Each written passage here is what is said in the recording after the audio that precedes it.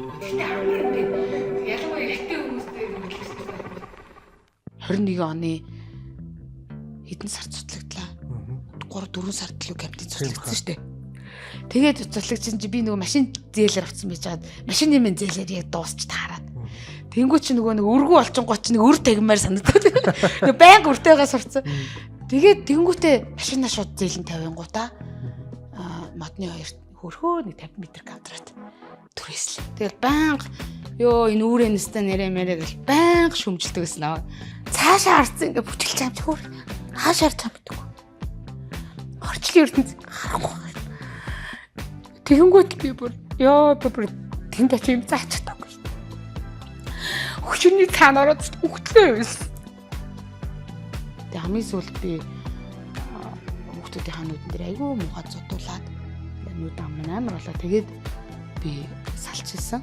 Шийдээд хүн өөрийнхөө дуртай амийг хийж байгаа болохоор ядарч байгаагаа мэдхгүй. Одоо би юу сошиал дээр оруулах уу? Яавал хүн татах уу?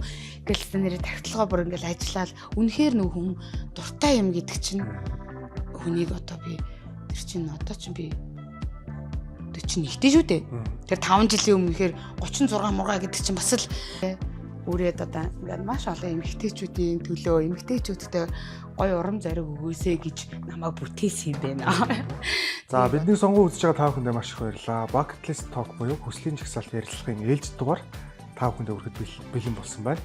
За энэ удаагийн дугаарт Үрээс Dance бүжийн клубыг үүсгэн байгуулагч за эрх зүйч, улс төр судлаач өөрийн төвийн огшин хүрэлцэн ирсэн байна. За тэгээд юуны өмнө энэ тоглолтынхоо маш их завгүй ажлын хажуугаар бидний урилгыг хүлээж авч бидний хүндэтгэн үзэгчдийн маань хүндэтгэн цаг хугацаагаа зориулан ирж байгаа танд маш их баярлалаа.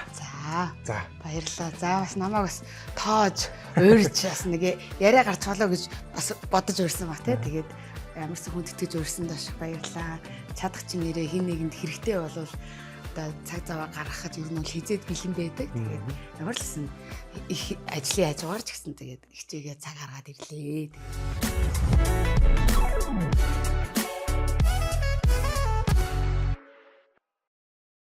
Бусдад цаг хугацаа зарцуулна гэдэг бол маш том хүндэтгэл гэж би хувьдаа боддог. Тэгээд өөрөө өгчтэй дахин баярлалаа гэлээ.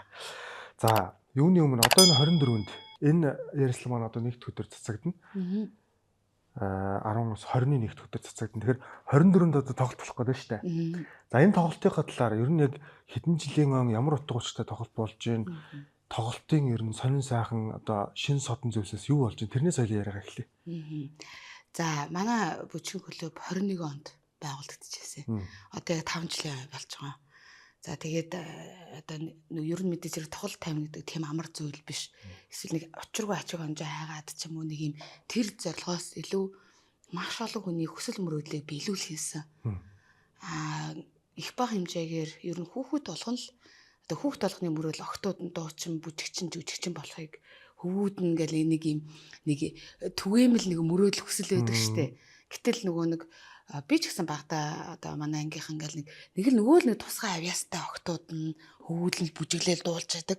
Тэгэл нөгөө даруу номонууд нь ингээд хүсэл зорилгоо илж чадахгүй ингээд чимээгүүл ингээд байж яадаг. Багш нар нь ч гэсэн чиний хийж чадна гэж юу гэдэг ингээл аяг унтрааж яадаг.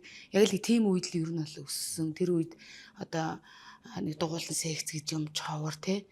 Яг тийм үед өссөн хүүхдүүд ялангуяа гой тайзан дээр гарч үзэх юмсан, бүжиглэж үзэх юмсан гэдэг аяг хүсэлтэй. Тэгтээ тэр хүслээ дандаа нөгөө ичиж зоож, айж, имэж, гадаа төрөх одоо юу гэдэг бүх юмараа ингээ хаадаг.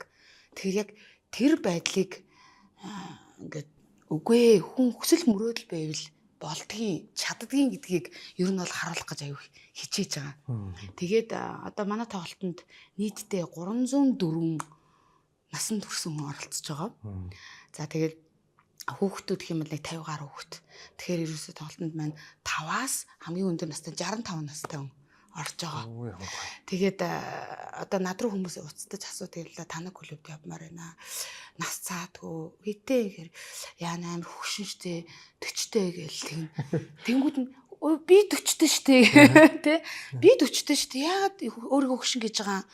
Манайх нөгөө нэг одоо сошиалар тий баг 30 гарцсангууд ёо амар хөвшин гэдэг ингээд ингэсээр хагаад бүр дөнгөж бүр 30 40 50 бүгд өөрснийгөө би чадахгүй, би юм хийхгүй гэсэн ойлголттой болсон. Үгүй ээ, таны бүдүүн хүн байна уу, турхаа нэвсэлт. Зүгээр л дотроо гой бүжиглэх их хүсдэг бол гэж хүчээр авчирдаг. Тэгээ зарим нь яг дундаас нь шантардаг. Гэхдээ хизээч чи муу байна гэж манай багш нар загнадаггүй. Тэр хүн өөрөө хичээгээд хахаар би бүр заримдаа манай гүлөвчин бүр ингээд яа энэ хүн ч ямар хэцүү. Баруун гээд тогтолцоо өглөө тавиадах ингээд баг өмнөөс нь ингээд шантармар хүмүүс ирдэг. Ингээд бүгд баруун явж байгаа ганцаар баг зүү явдаг. Тэг ингээд үнэхээр ингээд хичээгээд гарна ингээд нөгөө ив хамуутай хүмүүс үнэхээр байдаг. Гэхдээ нөгөө нэг ялгаа нь хүн тууштай байна гэдэг яаж хүнийг өөрчилж чаддгийг би маш олон шавнараас харж байгаа. Би одоо шавнараас жишээл үлгэр жишээ авч байгаа. Одоо гэхдээ яг тэр шавийнхаа оронд байсан бол за би бүтэхгүй юм байна гэ хаяа явах байсан байхгүй юу. Гэтэл өнөөдөр тэд нар минь хичээсээр байгаад өнөөдөр тайзан дээр гарах хэмжээнд гоё өөрснийгөө бэлтгээд өөрчлөөд ингээд яг одоо тайзны бэлтгэл хийж байгаа шүү дээ бид нар чинь. Зааландаа бол ингийн үед бол одоо л тайзан дээр чинь хайрцаг сав аваад нааш цаашаа болоод ховц цунаар оюулаад ингээл те тэнд чинь ингээ миний ээж шиг те 45-тай 65-тай ингээл хүмүүс ингээл хичээгээл бэлдэж байгаа ингээд ингээл харахаар ингээд хайр хүрээд ингээд гоё байгаа байхгүй. Тэгэхээр энэ тоолтонд одоо бид нэр тоололт үзнэ гэхээр дандаа мэрэгжлийн төвчний юм үздэг шүү дээ. Мэрэгжлийн бүжигчэд дандаа царайд би хаагаар шалгарцсан тий. Тим хүмүүсийн тоолт үздэг тий. Гэтэл манай тоололтоос хүмүүс нэг мэрэгжлийн биш хүмүүс гэхээр л нэг уйтгартай, зах замбраагүй тийм болно гэж ойлгох юм шүү. Тэгээд анх жил гарan болж байхдаа нэг шавныраа нэг тайзан дээр гараад үзье бас тоглолт хийчихсэн. Тэгээд нэг маад явдаг шавийн найз нь гээд юу юм бэ? Сэтгүүлч хүн юм байна л да. Тэгээд найзтай урилга өгсөн юм байна. Манайх юу тоглож байгаа найз нь бүжиглэх гэж байгаа гэд. Тэгтэн найзхан сэтгэлийг бодоод ирсэн гинэ. Одоо мэрэгжлийн бүс хүмүүсийн тоглолт хэрэг гоё нэг юм байгаа. Юу найзхан сэтгэлийг бодоод очихоос гэд ирсэн гэж байгаа хгүй. Тэгсэн чи тэр хүн үнэхээр сэтгэл нь хөдлөөд манайхыг меншн хийгээд ингээд сэтгүүлч хүн уучраас ингээд маш урт сэтгэл бичсэн байсан. Ингээд би үнэхээр сэтгэл дундуур очсон. Гэхдээ би тэндээс маш их зүйлийг мэдрээд ингээд хоолоо зангираад баг ингээд өмөлцөж шар ус босч байгаад гарсан гэж байгаа хгүй. Тэр чинь манайх байгууллагатай жил гаргахан л болж исэн үе ихгүй юу. Одоо бол 5 жил болсон тий. Тэгэхээр тэнд тоглолт бол гайхамшигтай болно. За тэгээд тэндээс одоо нөгөө хүнс чи одоо ингээд хүний ярианаас хүний коуч мөөч одоо мундаг хүмүүсээс хүн чинь ингээд гоё яриагийн сонсоод эсвэл гоё ном уншаад урам зориг үг авдаг штэ. Гэтэл тэнд юу ч ярихгүй таны сэтгэл зүг одоо та ирч хүчтэй бай та мундаг бай гэж юу ч ярихгүй штэ. Тэнд хүмүүс зүгээр л бүжиглээл ороод гараад байна. Гэхдээ яг тэрэ бүжиглж байгаа хүмүүсийг ингээд хараад тэндээс нэг хүн энд нэг юм сэтгэлд нэг юм гэрэл хасаад нэг урам зориг аваад нэг юм шал өөр мэдрэмж аваад гарна гэдгийг би бүр хүмүүст ингээд хэлмээр санагдаад байгаа байхгүй. Би бүр чин сэтгэлээсээ үзээсэй. Одоо би ингээд очиргүй пледээ ингээд зараал шахаал ингээд ингийн хүсэхгүй л байна л та хүмүүс нэ тэр чинь нэг ашиг хонжоо хагаал нэг үүрээ ингээд пледээ шахаад байна гэж харна тий. Гэтэл яг үнэндээ ирээд үтсэн хүмүүс хүний хүсэл мөрөөдөл гэж ямар гоё гэдэг юм бэ тий. Игүй яагаад үгүй тэнд зөндөө бондгор заяа на 90 илхэрнэ ямар хөрхөн бүжиглж ин те хүнийг юусоо ялгарлан гадуурхаж болохгүй эдгээр чинь бүгд л адилхан хүн бүгдээрээ адилхан хүсэл мөрөөдөлтэй те бүгдээрээ хичээвэл чаддгиймаа гэдгийг тэндээс ирээл зүгээр нэг 2 цаг 30 минут тоглолт үзээд гарахтаа хүн мэдрэх байхгүй юу. Тэгээ хин нэг ирээд үзээд тийм мэдрэмжийг аваасаа гэж угаасаа аавна. Тэгээд одоо миний анги жишээлбэл би бол одоо яг өөрөө их 5 ангиа бэлдэж байгаа. Тэгээ 5 ангиас нийтдээ 74 хүн 5 анги хэрнээ 74 хүн орж байгаа. Тэгээд ингээд би бол жишээл яг өөрийнхөө шанарыг ингээд ямар зүйл туулаа явж байгаа зарим надад зах зохиос нь ярьж байгаа шүү дээ. Тэнгүү тэнд ямар хүн байгаа гэхээр 8 сартаа жирэмсэн байгаа. Оо за. Тий, хөөрхөн маас тий. Багшаа би тоглолтондоо ормоор байна. Жирэмсэн ч гэсэн харин ч гоё үсттэй тий. Хизээч гоё мэрэгжлийн тайзан дээр жирэмсэн хүнийг хүн гаргахгүй штэ. Гэтэл жирэмсэн хүн тэнд ингээ бүжиглээд үгүй хүний аюу амьд ганцхан амьдрал штэ. Гэтэл ганцхан амьдралд нь нэг юм жижигхэн гоё өнгө гэрэл дурсамж гэдэг зүйл тий. Хүүхэд нь гарсан хойноо тий. Энэ манай ээж би энэ гидсэнд нь байсан штэ гэж юм уу тий. Тийм мэдрэмж. Тэгээд одоо зөндөө том гидстэй ирнэ аюу хөрөн үзүүлж байгаа. Тэгээд нэг ихч минь бас бөөрийн хортоо авдар болоод дөрөвдүгээр шатанд орсон. Нэг бүрээ ахуулсан гэд. Яа гидсэн дээр ингээ томоо хэдэлтэй. Тэгээд танахыг даадаг. Тэгээд танахыг ингээ харсан чинь танаад л очивол би ингээ сэтгэлээ зочтой юм шиг санагдаад ирлээ багшаа гэдээ над дээр ирсэн. Өө тийм үү та ингээ ямар ч лсэн бити хит их өөртөө ачаал өгөөрэй. Хөнгөн дагаа бүжиглээ даарай гэд. Тэгээд өөрөө хөрхөн бас туртай юм эвсэлтэй. Тэгэл хөрх ингээл нэг сар гараа 2 сар явчихсан чинь багшаа би яс тоглолтод орё. Тэг. Тэгэл зү нэрээ бүр үнэхээр ингээд нэг сард ингээд тоглолтод бэлж байхдаа үнэхээр царайна гэрэлтэй бүр ингээд үнэхээр ингээд би тэрийг чи ингээд байнга хэлэхгүй штэ тэднэртэй ингээд бити алдаа та нарыг чи 1000 хүн үзгээд байна. Тэр энэ гал муухай ойрлол гашгараал гарчин зөрөөд ингээд байгаа боловч ингээд дотроо ингээд харахад л хайр үрээд байгаа юм ингээд нэг юм мэдрэгдээ байл уйлчих гал заа тэр гэдгийг харахаар тэгээд тэр их чиг би бүр урдлыг нэм зогсоож байгаа. Тэгээд манай нөхөр ирнэ, хүүхдүүд маань үзнэ. Манай нөхөр хүүхдүүд амар баярлаад ээж ингээл орж ирээл хаалгаа хавтчихдаг гэсэн гинэ. Тэр чинь хавтартай хүн чинь сэтгэл зүй амар хэцүү байгаа ш тийм. Тэгсэн чи одоо ингээд төвчээ зүгэл бүжгээ тавтаал хөдөлгөөнөө тавтаал хоолоо иж явахтаа хүртэл зүгээр зогсохгүй. Дандаа инээдэг болсон гинэ. Тэгээд би саяхан багшаа би имлэг дээр очсон чи юм ч юмчнэр хамаа гайхаад. Та ямар бүр инээ цацруулсан царай мэрсэн шингэрээд ямар гоё хэлсэн гэсэн чинь намайг гэл. Ингээ зүгээр тэр л надад гоё байхгүй. Би тийм л зөвлөг хүсэж клуб ажилладаг. Яс гоё юм бэ. Гоё. За 24-ний тоглолтод үздэг үнэхээр гайхалтай юм болох нэ. Бүр яг таньсаа ярьсан чи бүр ингээ ер нь нүдэн төсөөлөгдөж байна. Тийм хөөхөн. Тэгээд нэг 65 настай ихч байгаа. Тэр ихч минь бас ингээд хөөхөн ингээд нэг ард ингээд мэдээч хэрэг жаргатай юм чин залуучууд ч тийм ирч хүчтэй хөдөлгөөн хийж чадахгүй. Гэхдээ би энд ирэхээр дуу сонсоод ингээд залуу хүмүүстэй ингээд хар гоё яадаг гэд. Тэг би тоглолтонд орно гэд. Өө ач зэнэртэй үзүүлгээл баахан билет авсаа юу хөөрхөө. Тэгээд аюугийн сонсон чи ингээд сая 5-6 сарын өмнө нэг дөнгөж 30 гаруй настай охиныгоо хүүхэд нөгөө нэг эндээд жирэмсэн бахта. Тэгээл одоо бодвол тустуу цэвэрлсэн юм уу ямар нэгэн байдлаар нэг үр дагавраас нь болоод охиныгоо алдна гэж бодоо гэж гинт алдсан. Том охиныгоо 30 идэх настай залуухан охиныгоо алдсан маахгүй. Тэгэхээр үр хүүхдээ алдна гэдэг ямар аимшигтай мэдрэмжтэй. Тэрийг даван туулах ингээд би бүр ингээд галзуурах гад яхаа мэдэхгүй байсан. Тэгээд бас танаад явал нэг өөр болох юм болоо гэж бодоод ирээд хотоол би гоё олчихно гэх хөөрхөн. Тэгээд би тэр их чигээ ингээд нөхөрх ингээ ард зогсоо бүжгэлж байгаа. Тэнгүүт нь би бүр за ингээд ар гэрийнх нь үзэж байгаа тий.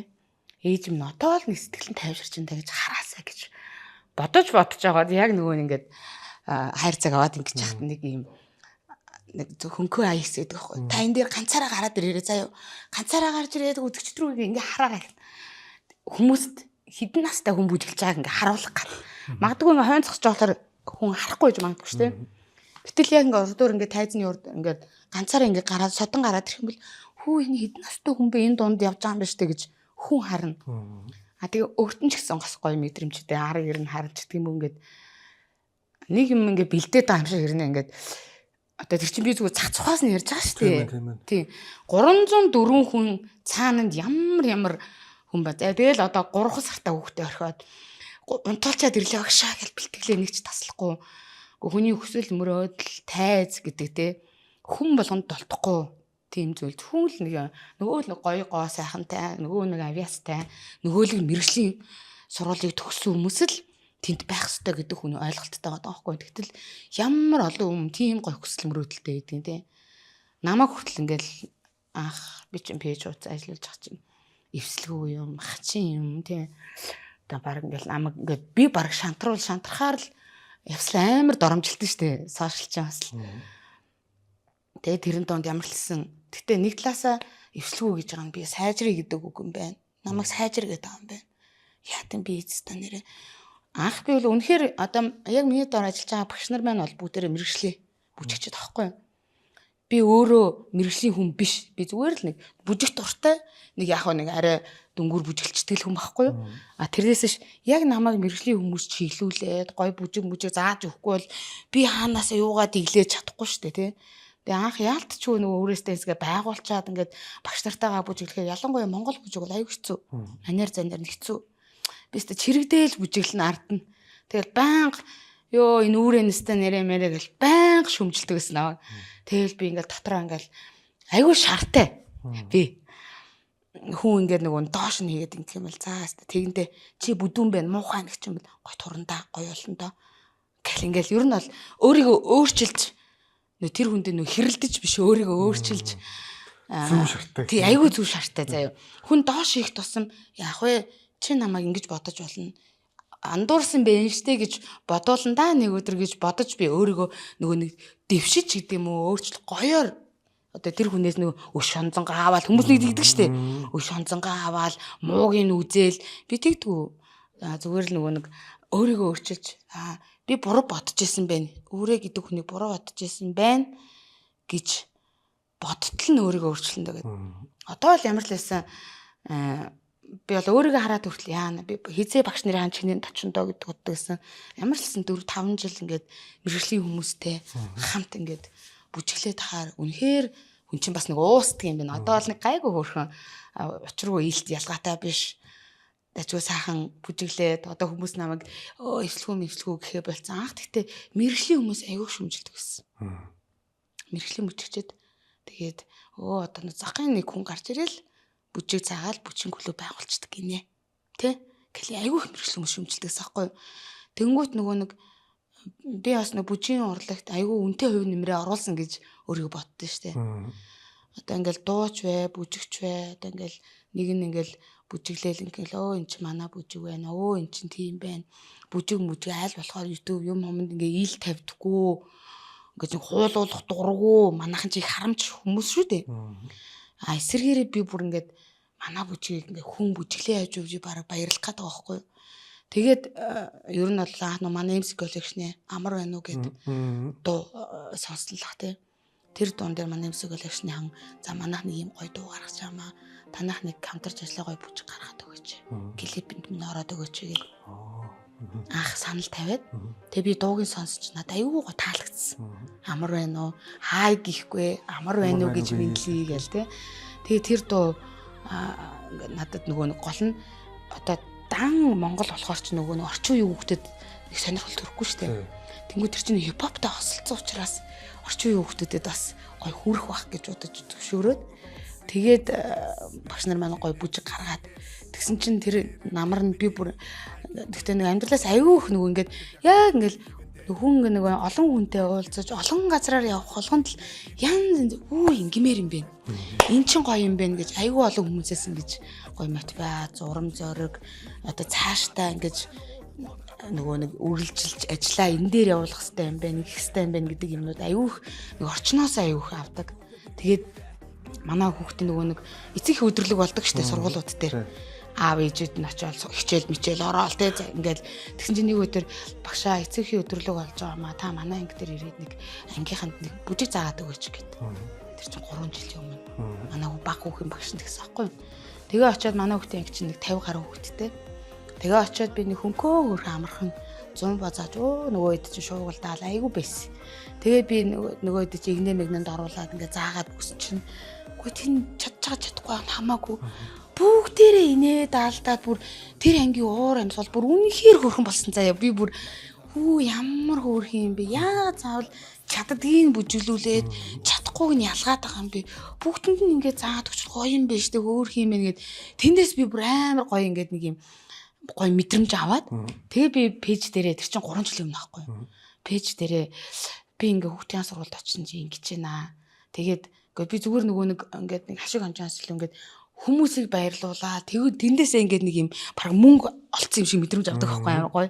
Тэгээ би ер нь ингээд 7 хоногт 1-2 удаа яадгийн сургуулиуд дээр очиод 1 цаг 2 цаг очиод гоё бүжиг заагаад өчгöd надаас юу унах юм ойр хавийнхаа сургуулиуд гэж бодоод би ингээд ийм гоё юм байна. Тэгээ гоё завсарлагаараа бөөндөө гоё бүжиглж идэг нэг юм хөөрхөн бүжиг би ингээд одоо захиалга аваад хуваар оруулаад ингээд сардаа ямар ч нэг 7 хоногт 1 юм уу 2 сургууль дээр очиод ингээд заа хийж бодож байна. Та нар дэмжиж гин үү? Ер нь тэгвэл яаж ин гэсэн чинь тэр бичлэг аюу хандлт аваад тэгээд маш их захиалга орж ирсэн.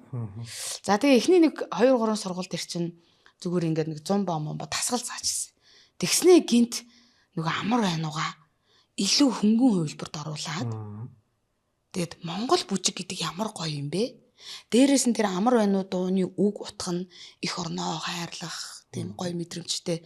Тэгээ энүүгээрээ цаана нөгөө нэг юм нөгөө соён гээрэл гэдэг чинь ямар утга учиртай бүжиг урлаг гэдэг чинь хүнийг соён гээрүүлдэг л гэж яриад байгаа болохоос яг цаад гүн гүнзгий утгын ингээд баг дуу сонсоор яаж соён гээрх ингэж хүн баг анзаардаг штэ. Гэтэл би тэндээс за амар өнөг очиод ингээд дуугийн сонсно, үгийн сонсно те. Монгол бүжиг чи бие биелгээ Монгол өв үндэстэн уламжлал юм байна. Ингээ хамтдаа бүжиглэхээр ямар байд юм бэ? Хөдөлгөөн хийхээр ингээд тэндээс маш олон нөгөө нэг эерэг үр дагаврууд гарсан. Тэгээд би бүр урам зориг аваад би бүр 2 жилийн хугацаанд багш нартайгаа 7 хоног болон 7 хоногт нэг 2-3 сургууль дээр очдөг. Тэгээ 2 жилийн хугацаанд яг хот дотроо ингээд хотоос жоохон зайтай за зүүн баруун хараа руу явж исэн, Сэлэнг рүү явж исэн. Тэгээ хот дотроо ингээд нийтдээ 150 сургуулаар үн төлбөргүй яваад 50 мянган хүүхдэд Монгол бүжиг заасан. Ямар гоё. Тэгээд нөгөө нэг ингээд одоо тэр олуулаа тэр 400-500 хүүхд чи ингээд бүжиглж байгааг бүр ингээд хараад гол нь тэдний ингээд яг анх хараад гэхдээ үнэхээр нөгөө нэг урлаг хүнийг өөрчилдөг гэдэг үнэн. Одоо ингээд бүжигэ заах гал очингууд багш нар нэг хүчээр цуглуулсан байгаа шүү дээ. Би нөгөө хүүхдүүд чи. Туртаа дургу нөгөөдөл ядаргаатай ингээд оронгууд бараа ингээд дээрээс доороос хараал ингээд за 4-5 дахь анги хүүхдүүд гайгүй. 8-9 дахь анги болоод тэрхэр нөгөө нэг өөрснийгөө том гэ бодцсон гэж жоохон ээг ороод тий. Ороод ирэнгүүт ядаргаатай мармар гэд ингээд ууралдаг. Гэхдээ яг бүжиглээ тэрхэр бүжигт дургу, дуун дургу хүүхд бийдэггүй. Бүгд ингээл харцсан инээ талтал бужигнаалтаа шаагилдал ээжээс хүүхдүүд яг ингээд нэг цагийн дараа бүх арга хэмжээ болоод дуусаад гараа явхад бүгд журамд орцсон баярлаа гэд ингээд үдээд гаргадаг байхгүй. Тэнд бүр ингээд нэгэн цагийн хугацаа хүмүүс ганц удаа ирээд яадаг юм ад ингээд гээд идэг. Гэхдээ нэгэн цагт ямар их өөрчлөлт ордог гэж бодсон тэнд. Тэгээ шантармаар үе бас зөндөө байсан. Амар муухай алттай аим шиг тий би чи ингээд сэтгэл зүрхээгээр зориулаад үн төлбөргөө зориод очиж хийж ах чинь нэг 5-6 хүүхд зогсоодсон. Манай урлагийн үйлс өглөх гээд урлагийн үйлсийн бүжгийг залгана. Тэ амар тийм дураараа яан гэлээ нөгөө хөдөлгөөн заах хүмүүс мөн үү өтер гээл тий. Тий ингээд хүнтэй амар муухай харцсан. Тэгээ нөгөө нэг надаас ингээд нэг эцэг ихэн л хөөрхий нэг юм мундаг ээж багш байдаг гээл нөгөө нэг сургуулийн захиргаанд хэлэнгүү сургуулийн захиргаанд ямар хүн ирээд юу заагаад ингээд юу ч судалгаагүй ингээд очино гингүүт би яваад очингууд нөгөө ямар ч мэдээлгүй учраас хүнтэй маш муухай бүдүүлэг харцсан. Тэнгүү чи ингээд урам зориг навсан унжаа юм чинь. Тэгээл тэгсэн хэрнээл за ингээд би 10 сургуульд очисон. Нэг нь л юм байгаа штэ. 9 нь гоё яж чи яа шантрах гээд байгаа өөрөө. Тэ 10 хүний 9 намайг урамшуулж ах чи нэг сөрөг хүнээс болж чи шантарна гэж юу гэдэг ингээл ингэж өөрийгөө тэнцвэржүүлж ингэж явж байгаа л юмарсан нэг 150 гаруй сургууль 50 мянган хүүхдэд яварсан заасан. Одоо тэгээд одоо орон нутгууд манай нөгөө сошиал дээрээс бичлэг хараа YouTube дээр бичлэгүүдийг хараад маасаараа бүжиглээд одоо манай сүүлийн үед хатраач их од болж байгаа. Яг тэр чинь манай хүүхдүүдийн сургууль завсарлагаараа тэр бүгд гэсэн тий бүгдэрэг ингээд бүжгэлдэг. Тэгээ одоо нөгөөх нь манайхан гэртээ бүжгэлнэ. Би хүртэл сураа гэж өг нь тантай уулзлаа сурчаад ирэх гэж бодсон. Тэгээ үнэхээр хэвцсэнгөө. Тэгээд нэг гол нь нэг айхтар тэрийг амар төгс гоё бүжгэлэхтэй биш. Зүгээр л гоё ингээд хөдөлж ийн гэдэг чинь өөрөө эрүүл мэнд ахгүй юу? Тэ? Тэгээд сэтгэл зүйн өөрөө гоё байдаг. Тэгээд ер нь бүжгээс нөгөө нэг хүмүүс ингээд зүгээр бүжигчин хүн л бүжгэлдэг. Тэрнээс нэг гоё сахныг хардаг л гэж боддог байсан. Энгийн хүн гэсэн бүжгээс сэтгэл зүй эрүүл мэнд, бие эрүүл мэнд тэгээ дагаад бүжгээр дамжуулж ямар олон гэр бүлийн уур амьсгал гоё болж байгаа гэж бодно. Над руу айгүй нөхрүүд аяг залхдаг штэ. Манай их нэртэй гэртээ ер нь айл ихнэр хүн ингээд ууртай явгуудаа хүүхдүүд найзтай ингээд нөхөр ингээд ороод ирэнгүүт тэгээд арахгүй эмхтэй өглөөнөөс ахуулаад орой хүртэл 4-5 хүүхд гаргах чинь баг 5-10 жилийн ингээд гэрийн амьдрал байцсан хүн сэтгэл зүй ямар ах вэ тий. Тэгээд тэд нар маань нөгөө ингээд бүжигт яваад эхлэнгүүт ороод ирэхээр л Нэг л их уурдаа өнгөсөн чинь одоо эсэргээр би гэрлэг баярт очиод манай их нэртэй нэг л ээж өгдөг. Манай их нэр амар уяатан болцсон. Манай ээж стандар ямар ч уургүй болцсон штэ. Тэгж мэгэл ингээд нөгөө нэг хүүхд мөхтэй заримдаа дагуулаад ирж мэрээд тэгэл тэрнэр дундаас ингээд зүг санаанд ганц хоёр хэлсэн үгнээс бидний амьдрал ийм өөрчлөлт орсон байх гэсэн байна. Манай их нэр ингэсэн шүү. Тэгээд би ингээд аюух ингээд таралтаасаа болоод аюух зүрх өвддөг байсан. Тэгээд баян зүрхний юм ууж явдаг байсан. Гэхдээ би бүжигт дуртай байсан учраас бүжигт явъя гэж бодоод бүжигт явж байгаад нэг мэдсэн чинь би зүрхний юм 3 сар болсноо сонссон. Ингээ эрүүл мэнд ингээд бүр ингээд тэр болгоныг ингээд ярих юм бол бүр ингээд гайхалтай зүйл айгүй их байдаг. Тэгээд яалтчгүй ингээд бүжиг гэдэг зүйлийг сайхнаар сурчлаад энэ олон гоё үр дагавар гараад тэр болгоныг би өөрөө айгүй ярих дуртай ярьсаар аваад тэгээд бүжигчд хүртэл ингээд одоо сүүлдээ намайг хүлээн зөвшөөрөөд одоо миний бараг ингээд шүтэж бивширж яана гэж сүрдэж айдаг бүжигчд маань эсэргээрээ өврээ сайн уу мань уу гэж надтай мэлээл надтай юм яриад ингээд надад гой санагдаж юм чинь хүн тэгтээ хүлээн зөвшөөрөх мэдрэмж гоё тий. Тэгэлгүй яах вэ? Тий.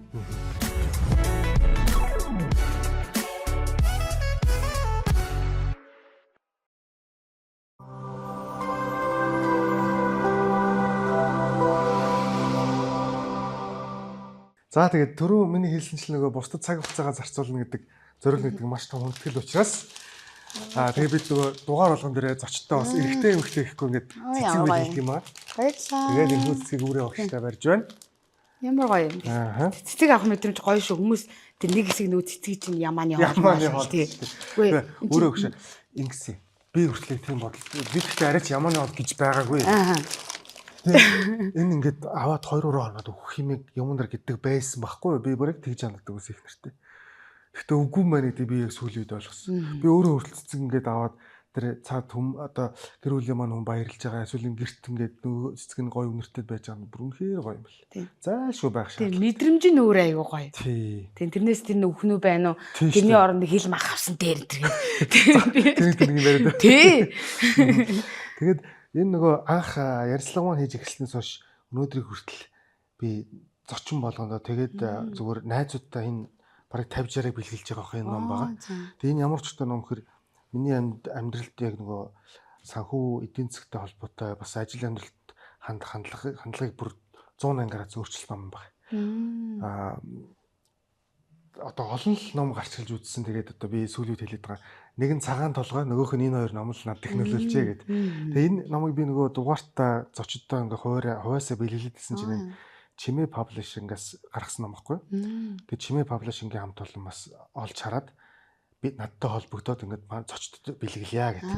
Ямар гоё. Тэгээд хэрв танд санхүүгийн ямар нэгэн асуудал байгаа бол санхүүгийнхаа одоо тийм ээ байдал сэтгэл хангалуун биш байгаа бол энэ номыг заавал уншаарай гэж зөвлөх байна. Тэгээд энэ номыг Чимээ паблишингийн зүгээс танд ярьж байна. Маш их баярлаа. Ямар гоё юм бэ. Тий. Зүгээр ингээд үйл явдал гараад маш амархан хурдан уншигдад дуусгаар мөртлөө асар гүн үнцгээ утгатай сайхан ном байна. Тийм байна. Тийм байна. Тийм байна. Та тэгээд тоглолтынхаа дараа нэг сайхан авч байгаа. Уран зохиолын ном шиг байна шүү дээ. Яг тий. Ерөөсөө уран зохиолын хэлбэрийг тэгсэр нэ маш их мессеж өгөхөөр. Одоо чи яг яаж наадхаа уншаад тэгээд нөлөөлсөн юм бэ, барьсан юм бэ гэж хүмүүс зарим тэгээд байдیں۔ Тэгээд би одоо ямар данс манс ийм ингээд үзүүлэлттэй байж тэгэхээр яг гоо стил одоо ингээд юу гэдгийг сар болгоны төлөлт юм хийгээд явж байгаа ч гэсэн нэг үе бодвол нэг өрийн дарамт гэдэг юм байхгүй болсон. Тэрийг бол миний ойр төрний хүмүүс мэдэх хөө. За юм байгаа. Тэгээд хамтран дэмжин ажиллаж байгаа Чимээ паблишингийн хамт олондоо баярлалаа. Баярлалаа. Маш их баярлалаа. Та тэгээд заваараа тоглолтынхаа дараа нэг уншаарай. Нэг өдөр сайхан тухтаа суугаад. Гэтэ ном ингээ олон дахин унших тусам нөгөө нэг ингээд өөр үзэг сэтгүүд юмнууд гарч ирдэг те. Харааг эхний удаа уншихад харааг үнцэг байдаг штэ. Тий. За тоглолт 24-нд 24-ээр 19 цагаас үйлдвэрчний хөлөө соёлын дүүрэг өргөнд ордон гэдэг юм лээ. Ордонд болно гэж байна. Тэгээд маш сонирхолтой одоо мэрэгжлийн бус хүмүүс гэдгээр бас онцгой болох юм биш үү? Бүжигчт нь их сонирхол татаж байна. Тэгээд тэнч тэр чинь хөөхөн юу эмч тий ярав нягтлан багш гэл ингээл өстө нэрээ багш хүн байхын юу айгуу гоё штэ. Хаач явсан багшаа гэл хүн гараад ирж заяа хөөр. Тэг нэг бүх салбарт бүх газар л шавтай болж байна. Тийм тэр айгүйхэн тэгээд Хамгийн гол нь хүмүүс нэг мэрэгжлийн бус ихээр л муухай юм үзнэ гэж ойлгоод. Харин тий. Үгүй ш.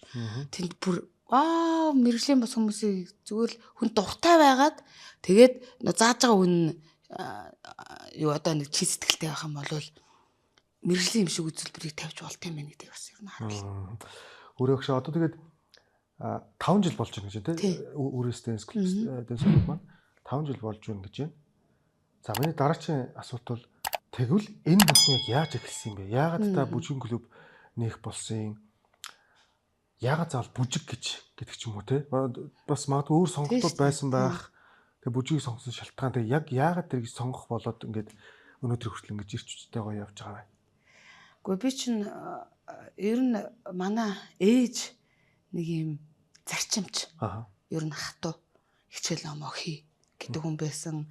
10 жилдээ их сургуульдаач ер нь бол дандаа ингийн дарга.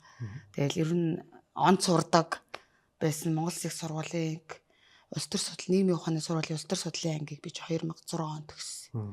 Төгсөнгүүтээ төрийн албаны шалгалт өгөөд тэгээд тэнцээд тэгээд Сүхбаатар дүүрэгт анх ажилд орчихлаа. За. Тийм тэгээд Сүхбаатар дүүргийн бүртгэлийн хэлцтэй ажиллаж байсан. Тэгээд ажиллаж байгаа хувцастай бас эрх зүйч мэргэжлэр бас давхар сурсан. Тэгээд одоо анх гэрэлтийн баталгаа, төрсний гэрчлэгээ бичдэг. Тийм ажил хийдэг байлаа. За тэгээд 6 жил Сүхбаатар дүүрэгт байсан. Тэгээд дараа нь Баянгол дүүрэг рүү шилжээд Баянгол дүүрэг рүү шилжихдээ Төрөнгийн улсын бүртгэгч болсон. Үл хөдлөх бичдэг. Банкны зээл, мэйл, барьцаа, марцаа, үл хөдлөлийн гэрчлэгээ бичдэг бүртгэгч болсон. Өө дугаар. Тэгээд 6 жил ингээд бүртгэлж ер нь бол 12 жилийн түүхтэй. 12 жил гэдэг бол багагүй хугацаа. Тэгээд маш их зүйлийг суралцсан, мэдэрсэн, ойлгосон тэндээс. Тэгээд муу ч юм байна, сайн ч юм байна. Хамт олон найз нөхөд гэхдээ хайрцаглагдсан байсан юм байна гэдгийг би сүүлд нь харсан. Юмыг нөгөө нэг тэр хайрцаг дотроо л хардаг болцсон. Гадагшаа амьдрал ямар байгааг мэдхээ үлдсэн байсан юм бэлээ. Тэгээ хүн нөгөө нэг яг хайрцагт орчдөг гэдэг хүний юм бэлээ. Нэг газар удаан байгаад хүн ингээд доор тэгтээ хитрхи энд удаан байгаад гээл 1 жил болоо 2 жил болоод бол гараад ээж болно гэсэн үг биш. Тийм ядаж тэндээ нэг 5 жил ажиллаад тэндээс маш олон би одоо 12 жил бүртгэлд ажиллахдаа маш олон даргын нөр үзсэн, маш олон одоо хүмүүстэй хөшин залуу хүмүүстэй анх дөнгөж сургуулаа төгсөөд орж исэн байгууллагын хамгийн залуу ажилтан байсан. Одоо манай үеийнхэн чинь нөгөө нэг намайг төрийн албанд ороход бага ажианар байдаг гэсэн тэр ажианарын игний болсон шүү дээ одоо. Нэг юм яхир айгүй олон жил болцсон ажианар одоо тэр насан дээр очиод байгаа шүү дээ манай үеийнхэн чинь. Тийм тэгээд ер нь бол бүртгэлийн ажил айгүй тийм хариуцлагатай, айгүй хэцүү, хил амтай. Тэгээ ялангуяа үйл хөдлөгч нь хүний эд хөрөнгөтэй харьцдаг ажил учраас гээ браав ээж хоёр үр хүүхд хоорондоо барай байшинга булаацалтаа шүүхтэл цагтаа болол явна. Тэгээд би төрийн одоо бүртгэлд байхдаа энд ингээд насан туршдаа бэцараагаад тэтгэвртэй гарна л гэж төсөөлдөг байсан. Би хизээж яг өнөөдрийн үүрэг хизээж төсөөлж байгаагүй зүүдэлж байгаагүй. Тэгээд хүний амьдрал аяг сайн 2019 онд одоо 19 он гэдэг чинь 7 жил 8 жил юм шиг. Тэгээд 7 жилийн өмнө. Тийм 7 жилийн өмнө ахгүй юу? 7 жилийн өмнө нэгцэн яасан гэхээр банкны эдийн засагч тэр байрны одоо менежер хин ч юм хоорондоо хувилдаад ингээд банкны тамгын хуурамчаар игээд баахан гэрчлэгээ гаргуулсан байж манай хид хідэн бүртгэгч нар тэр банкны тамгын хуурамч гэдгийг мэдэхгүй ингээд хид хідэн гэрчлэгээ гаргацсан. Тэгтээ дараа нь нөгөө нэг зээлмэл болоод ингээ ямар нэгэн хохирлгүйгээр тэр юм ингээд тухайн үедээ болоод дууссан. Манад ингээ жилийн хугацаатай жилийн өмнөх бүртгэлүүдийг шалгана гэж хяналт шалгалт ирсэн байхгүй юу. Тэгсэн чинь хуурамч тамгах тэмдэгтэй юмар та нар гэрчлэгээ гаргасан байна гэд. Ингээ манай 4 5 бүртгэгч нар бүгд хөөрх ингээд би нэг 4 5 ихчлээ ингээд гаргацсан. Тэгсэн чинь хуйлцсан биз дээ. Та нараас хохирч байхгүй болохоор баригдахгүй гэж бодсон уу. Ингээд жичлээд байт юм байна. Гэхдээ бид нар уул нь бол яг зарчмын хувьд орох юм бол бор зүрхээрээ л тэр тамга тэмдэг үнэн байна уу, худлаа байна уу, нүдний хаан баримжаа туршлагаараа л тэр гэрчлэгээ юм хомны чи гаргаж байгаа шүү дээ яг үнэндээ. Тэгээд мэдхгүй яж агаад шорон явцсан бүр технэрч байдаг. Яг үнэндээ. Тэгээд тэгтэл тэр чин 11 л 12 сард хийгдсэн бүртгэл байхад би 6 7 сард тэр баригдаж байгаа байхгүй юу? Баригдсан ч гэж одоо илэрж байгаа. Илэрч байгаа. Чи энэ мэдчихэл байсан шүү дээ. Гэ ингээд тэгэнгүүт яг үнэндээ ингээд төрийн алба гэдэг одоо жишээлбэл дарга одоо яг тийм хаасаагүй бүх төрийн алба даргыг авч хаяхын тулд ажилтнаас нь алдаа хаяна. Чи ажилтнаа хэн чадаагүй шүү дээ. Гэт нөгөө нэг даргатай хамт одоо тэр ажилтныг хусдаг. Яг л нэг тим системтэй. Зүгээр манай хилцээний даргыг унгаахын тулд доор нь хідэн ганц нэг хүний золионд явуулах хэвээр. Тэнгүүт би чинь тэм чин таньж мэддэг хүн байхгүй бор зүрхээр ажиллаа хийж явж байсан. Тэгээд би одоо тэр хилцээний даргыг явуулах золиос нь болсон. Дөгөө нь болсон тийм. Тэгээд чи мэдчихсэн биз дээ. Чи хідэн төгрөг авсан. Тэгээд би мдээгүй тэгсэн гэдэг. Одоо наа чи хохирол чи яасан хохирлгүй болохоор чи мултарчин гэж утсан уу чи гэл ингээл намайг чи манай дарга нар чи намайг 3 сар махалсан. Бистэ уйлангууд битэж үжиглээдээ чи. Тэгэд миний хүүхдүүд нялх байсан. Би өгтлгоос ээж байсан. Би 10 хэдэн жил явцсан юм багхгүй юу. Тэр тасарчгаад би яаж цаашдаа амьдрах юм? Өөр хүүхдээ яаж дижих юм? Бүр ингээ амьдрал бүр ингээ харанхуй юм дотор орсон юм шиг мэдрэг төрч амж. Тэгэл тэднэрт бол нөгөө нэг тэр даргыг хаалж хаяхал чухал байгаа болохоор энэ хүний амьдрал, энэ хүн хитэн хүүхдээ, үн чин байна уу, үхэл хацл үтсэн байна уу хамаагүй тэднэрт бол тэр дарга зэрэг албан тушаалын төлөө манайхан тийм уу ямар тийм өрөвдөг нинжин сэтгэл тийм юм байхгүй. Тэгээ намайг ажлаас халсан. Тэгсэн чинь яг тэр жил манай ээж хөхний орд авторсан. Тэгээ яг ажилдаа алгадахтай зэрэгцээд ээж хөхний орд тавтар баг 3 4 зэрэг болсон байна. Хаалгаанд ороод ээжигээ асраал эмнэлэгт хамт хаалганд ингээл ёо ямар хэцүү юм бэ тий гэж бодож байсан. Яг тэр чин 7 жилийн өмнө гэдэг чинь тэрнээс өмнө миний баг хөө нэг 2 ойтой дунд хүн байна 6-7 настай байхад би ганц бие ээж болж байсан. Тэгээд нөгөө нэг айгүйх тийм ганцаараа хосоороо туулаад заримдаа амьдрал барагдахгүй шүү дээ тий.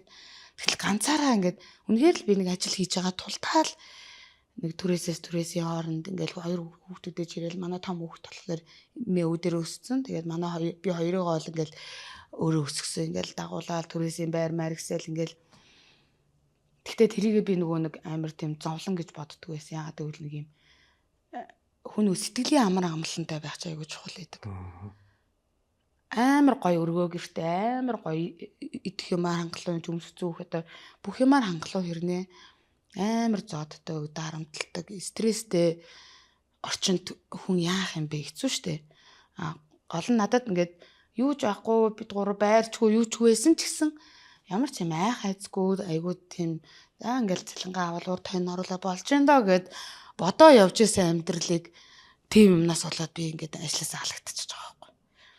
Тэгэл бүр ингээд нөгөө ингээд юм давхцсан гэж байдаг шүү дээ. Ингээд бүх юм давхцаар хүн чинь бүр ингээд ёо яагаад надад ингээд ийм юм тохиолдод байгаа.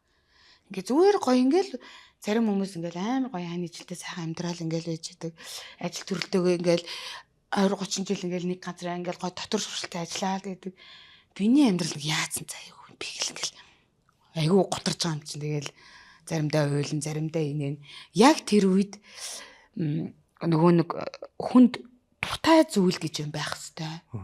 Дуртай зүйлээ хүн олж чадах юм бол тэрийг тэндээс хүн сэтгэл өөрөө гоё ингээд эрэг байж чадах юм бол багаар нөгөө нэг тэр асуудлаас ангижирч чаддаг юм бэ гэдгийг би өөр юм би мэдэрсэн. Тэгээ юу байсан гэхээр яг манай бүртгэлийн байгууллагын урлагийн үзлэг болсон юм.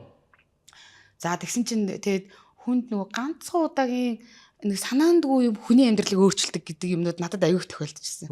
Тэгээ манай байгууллагын урлагийн үзлэг болоод тэгээ одоо Star Dance клубын одоо би тэгж мэдхгүй тэр чинь бүжиг дэглээч их хамглан гэдэг эмэгтэйсэн. Тэгээ тэр эмэгтэй нөгөө нэг хүнээр дамжуулж ирээд манад бүжиг захаар болоод тэгээ нэг гоцлол бүжиг гэдэг нөгөө тэр юунд байсан. Тэгсэн чил манай ажлын нэг 4 5 эмэгтэйг зогсоож байгаа л. За та хэд намаа нэг дуурайгаад хийгээд гэхдээ би нэг арай нэг гайгүй бүжиглж байгаад нэг хөрхөн амархан бүжиг заагаад өгье гэт. Тэгэхэд намайг харснаа. За би чам заагаад өгч гэт. Хэрвээ тэр үед намайг сонгоогүй бол би жишээлбэл бүжиг ямар гоё юм. Мистер бүжиг одоо нөгөө нэг цаашдаа бүжигээр явъя мамаа ч гэдэг тийм мэдрэмж авахгүй байсан байхгүй юу. Тэгээ надад нэг монгол бүжиг зааж гисэн байхгүй юу. Тэгээд яг урлагийн үйлэн залуучдын соёлын төвд болж ирсэн тэр урлагийн үйлслэг. Тэгээ би ингээд нөгөө монгол анх удаа тэр чин 28 9 настай 29-тэй лүү 30-тай байсан юм байна. Одоогоос нэг 11 жилийн өмнө ахгүй юу. Би чинь бүртгэлийн байгууллагатай л байсан үе ахгүй юу. Тэгээд урлагийн үйлслэг болоод нэг би нэг улаан дээл өмсөөд тайзан дээр гарсан аягүй сайн сандаг байхгүй. Тэгээл тайзан дээр гарсан чинь ингээд өөдөөс гэрэл гэлбаад зүгээр энгийн хүмүүс бол тайзан дээр гарахаар сандраад хөлсөн чихаад ингээд нэг сонин болно штэ. Тэгсэн чинь би бүр тгээгүй. Амар гоё хад ширгалыг мэдэрсэн заяа. Бүр инээ түрээд би бүр тэндээс бүр тэр тайзд би хизээж мартгүй тэр тайзан дээр авсан мэдрэмжээ. Тэрнээс хойш яа бүжиглэхийнсэн бүжигс тоо гоё юм аа гэл. Тэгэл бодоо яваадсан байхгүй. Тэгэл яг тэгж авч ингээд яг амьдралын хэцүү үед явж хахад би нөгөө одоо нэг юм өөр юм хиймээр санагдаад. Одоо ингээд хүмүүс хөөх ингээд нөгөө стресс бухимдахаараа нэг тамхи татдаг ч юм уу те нэг ганц найзтайгаа пив уудаг. Надад тамхи татдаггүй юм ууж чаддаггүй. Тэгээ ялхан найт хүүхдээ ганц би ээж би уугаад байгаа юм бол миний амьдрал дуусна. Тэгээ би энэ одоо сэтгэл зүгийг би яах вэ? Яаж нэг энийг даван туулж нэг өөр юм бодох уу гэдэг юм дээр бүр эрэл хайгуул болсон байхгүй би. Тэгээ би бүжиглэх дуртай гэдэг. Тэгэхэд ерөөсөө манад байгаа юм нь йог, фитнес гэл ингээл болчиход байгаа. За фитнес нэг хэсэг явлаа. Тэгээ би ч өөрөө их сэтгэлийн хөдөлгөөнтэй хүн шүү дээ. Амархан инээж, амархан баярлж тэгээ фитнес гэсэн чинь биш аамч. Тэгээд нэг спиннинг гэж явж үзсэн чи бахардаж өгөх гэж юм хоолоо молноос бараг цус хамтагтаа. Бас биш. Йогт явсан чи амар гонигтай санагдал тий.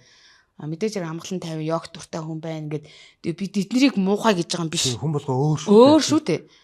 Дуртай юм л олох нь чухал байхгүй юу? Зүгээр миний сэтгэл зүй, миний дуртай зүйлэл тэд нар биш байхгүй. Тэрнээс йогийг муухай, спиннингийг муухай гээгүй. Тэрийг хүмүүс чинь ярианаас тэгж бодох гэдэг. Тэгээд зүгээр танд л тохироогүй. Тийм. Тэгэл явж исэн чи харин нэг хөрхөн жижигхэн бүчин клуб ажилтайгаа ойрхон олоод энгийн хүмүүс явдаг гинэ. Нэг мэдсэн чи би тэр гүлүүд бүртгэл байхдаа орсон заяа. 18 онд нь. Тэгээд жил гар яваад тэгээд яад чи ингээл амар ингээл бухимдаал хэцүү байжснаа бүжигтэй ороод би өстө нэр 2 хөлмөн нэрүүл саруул байна. Би өстө өөр хүүхэд гаргацсан байна. Хүн чинь нөгөө эрэг юм хараад эхэлт юм байна. Сэтгэлээ гоё нөгөө дуртай амь ээчгэр. Тэгж явсаар байгаад нөгөө нэг ингээд бодол гоё эрэг болоод ирэхлээр тэгвэл гутраал хараа бүхэн бүтэхгүй гамсан цараа нөгөө нэг гууж алхандаа унна. Гоё биш дээ. Би 2 үлдээд тэрнэртэй сууж байгаа хүн байвал яа хүчсэн шүү дээ өөр юм те. Тэгтэл өөр хүүхдтэй болж чадахгүй хүмүүс надад ийм сайхан залуучууд байна. Би өөр юунд давтардаг. Би ажил хийж ин гэдэг нөгөөд дандаа нөгөө өөртөө байгаа гоё давуу талаа хүн туртай амьд явахаар хараад эхэлт юм лээ. Тэгэл ингээд нэг мэдсэн чи бараг тэр клубтэй бараг 3 морон жил болцсон заяа. Багш нар нь солигдоол гэдэг. Би нөгөө үүрээ байгаа л гэдэг заяа. Тэгэл нөгөө нэг клубт чинь заримдаа би мөнгөгүй төлбөрөө хийж чадахгүй юм уу зөндөө тохиолдно. Тэгэл заримдаа намайг ийм удаа явж байгаа юм чинь за нэг сар чамайг өнгөө явуулъя шагнахгүй бахтаа гэл дотроо бодно инээдтэй заяа. Тэгэл удаа яваад ирэхлээр нөгөө нэг янз янзын хүмүүс хөөрхи ирнэ. Тэгэнгүүт нөгөө нэг одоо залуу хүмүүс чинь хөөрхи ингээл урд нь гой бүжиглээлээ нөхөөс энэ хүнд юм ойлгуулж шаасан гэдэг сэтгэхүйтэй хүн залуу хүмүүс бараг байхгүй юм чи. Тэгээл би өмнөөс нь ингээл харж байгаа л очиод энэ гар хөлийг ингээ хилээд өчгүй те гэл багшийн урд очиж юм хэлж чадахгүй. Тэгээл аюу хардаг гэсэн чи сүүлдээ нөгөө чи багшгүй болоод үрээ чи нэг багшлаад үзээч чи бараг 2 3 жил явчлаа шүү дээ. Тэгээд би яана гэж бодож ирсэн ач юу ч гэсэн үзмээр санагтаад тий би яваад үзье. Тэртээ дөрвөл би энэ цаг дээр хичээл ирдэм чинь хичээл заачаал явчих гэж бодоод тий би баг бүтэн жил болсон ерөөсөө л миний ангид өөр агштай л явна. Тэнгүүд хүн нөгөө амар гой бүжиглдэг амар мундаг байхаас илүү зүгээр нөхөнд ойлгуулаад нэг ч гэсэн юм ингэж тэр нөх хүн төрд юм шиг байна. Нэг мэдсэж л өөр агшин ингээд Тэгээд карантин болоод би ийж ажиллаа салагдаал ингээл айгүй олон юм ингээд тагцаалаа. Тэгж яг карантинлэгдээд тэгээд би бүр ингээ хөдөлгөөнтэй нэг 2 3 жилээс зүүж бүтэн жил хэдүүлээ карантинд ороогүй юу. Тэгээд бүр ерөөсө хийх юм болтохгүй нөгөөтг чинь. Гэхдээ яг карантин үеэр бас айгүй тийм азтай нөхөлөө олсон гэх юм уу. Яг нэг юм тохироон торсонд карантины үе чинь бас миний яг нэг гоё эцэгтэй үе таарсан шүү дээ. Би чинь бүжиглэх дуртай болохоор гэртээ бүжиглээл бичлэг энэ төр оруулаад айгүй үзэлтэй аваад хандлтаа аваад. Тэгээд онлайн анги хичээлүүлж үзээд гэртээ байгаа хэрнээ 20,000 төгрөг шүү дээ нэг сарын төлбөр онлайн анги. Тэгсэн чинь баг 100 хүн бүтүүлээл. Гэртээ байгаа хэрнээс та нэрээс сая 2 сая төгрөг олоо нөгөөч. Алсан шүү дээ. Айгүй хөөрхөн. Тэгээд онлайнаар ч гэсэн ингээд юм болт юм байна. Нөгөө ч гэсэн гэртээ байгаа учраас уйдцсан. Хэвээ 100 муугараа бүтүүлээл хүмүүс чинь. Тэгээл ингэсэн чинь надтай хамт одоо манай клубын хамгийн анхны багш Саша гээд бас маш мундаг бүжигч одоо хүмүүс мэддэг болсон мундаг залуу байгаа. Тэгээд тэр маань бас миний багшилдаг байсан. Биш ажилдаг байсан клубд бас багш байж хагаад нэг захиралтай жоохон мод зондог гарцсан. Тэгээд үрээ хичээ та одоо хэдийн болгоо ингээд хүний дор явах. Та бол ганцаараа юм хийж чадсан шүү. Та бол чаднаа үрээч. Үгүй би зүгээр. Тэгээ би ч нөө бүртгэлээсээ гараад ажлаас халагдчихад тэгээ бүр сэтгэлээр унаад гингээд нөгөө нэг 12 жил үлээ босоол яваал ингээд тэр жин тасрах чинь бас амар мэдрэмж. Тэгээ ингээд ажил дээр байдаг цагтаа ингээд ажилгүй гэртээ ингээд явж байгаа. Улаал хөвтөцдөг. Би одоо яаж амьдрах юм болоо гэл. Тэгээ харин юу яагаад ямар ч гэсэн шүүхтэй би ялсан л та. Тэгээ би эргэжтэйгтээ ороогүй. Тэгээ дараа нь хөдөө аж ахуйн яамд хуулийн эхлэлцэд бас ажилтаа аавна гэж ингээд тэгээд энэ материал өгсөн чинь намайг авсан. Тэгээд хөдөө аж ахуйн яамд бас нэг 2 жил ажиллаж агаад тэгээд манай тэр багш чинь бас яг тэр үеэр хөдөө аж ахуйн яамд орцсон байж хад карантинлэгдэж таарад тэгээл нөгөө ингээд юмнууд чинь ингээл нэг болоо бужигнаал байгаа. Тийм тэгээ манай багш юу та чаднаа би та бол чадна хэрвээ та тусдаа өөрийн клубыг нээж юм бол би таны хажууд юм болоод хажууд ч очиж чадна гэд. Тэгээ намайг шордоод. Тэгээ яг карантин туслагдаад 21 оны хэдэн сард цуцлагдлаа. 3 4 сард л карантин цуцлагдсан шүү дээ. Тэгээд цуцлагчин чи би нөгөө машин зээлэр авсан байж хаад машины минь зээлэр яг дуусч таарад. Тэнгүү чи нөгөө нэг өргүү олчингоо чи нэг өр тагмаар санагдав. Нөгөө байнга өртөөгөө сурцсан. Тэгээд тэнгүүтээ машинаа шууд зээлэн тавингуудаа модны 2 хөрхөө нэг 50 м квадрат түрээслээд наран толмол ороод төмпөс аваа битэл тэгэл багштайгаа нийлээл хоёулахнаа анх тэгж 21 онд клуб байгуулчихсан. Тэгээ нөгөө ажилтайгаа ингээ хослуулаад жил гар явсан. Тэгээ ингээ хоёр хэмжээ хэцүү хамчин клуб гэх үү ажиллаа гэх үү ингээд аль нь ингээ хоёрын хооронд цалгагдаад ингээд тэгээд бодлоо за би аль нэгийг сонгоё.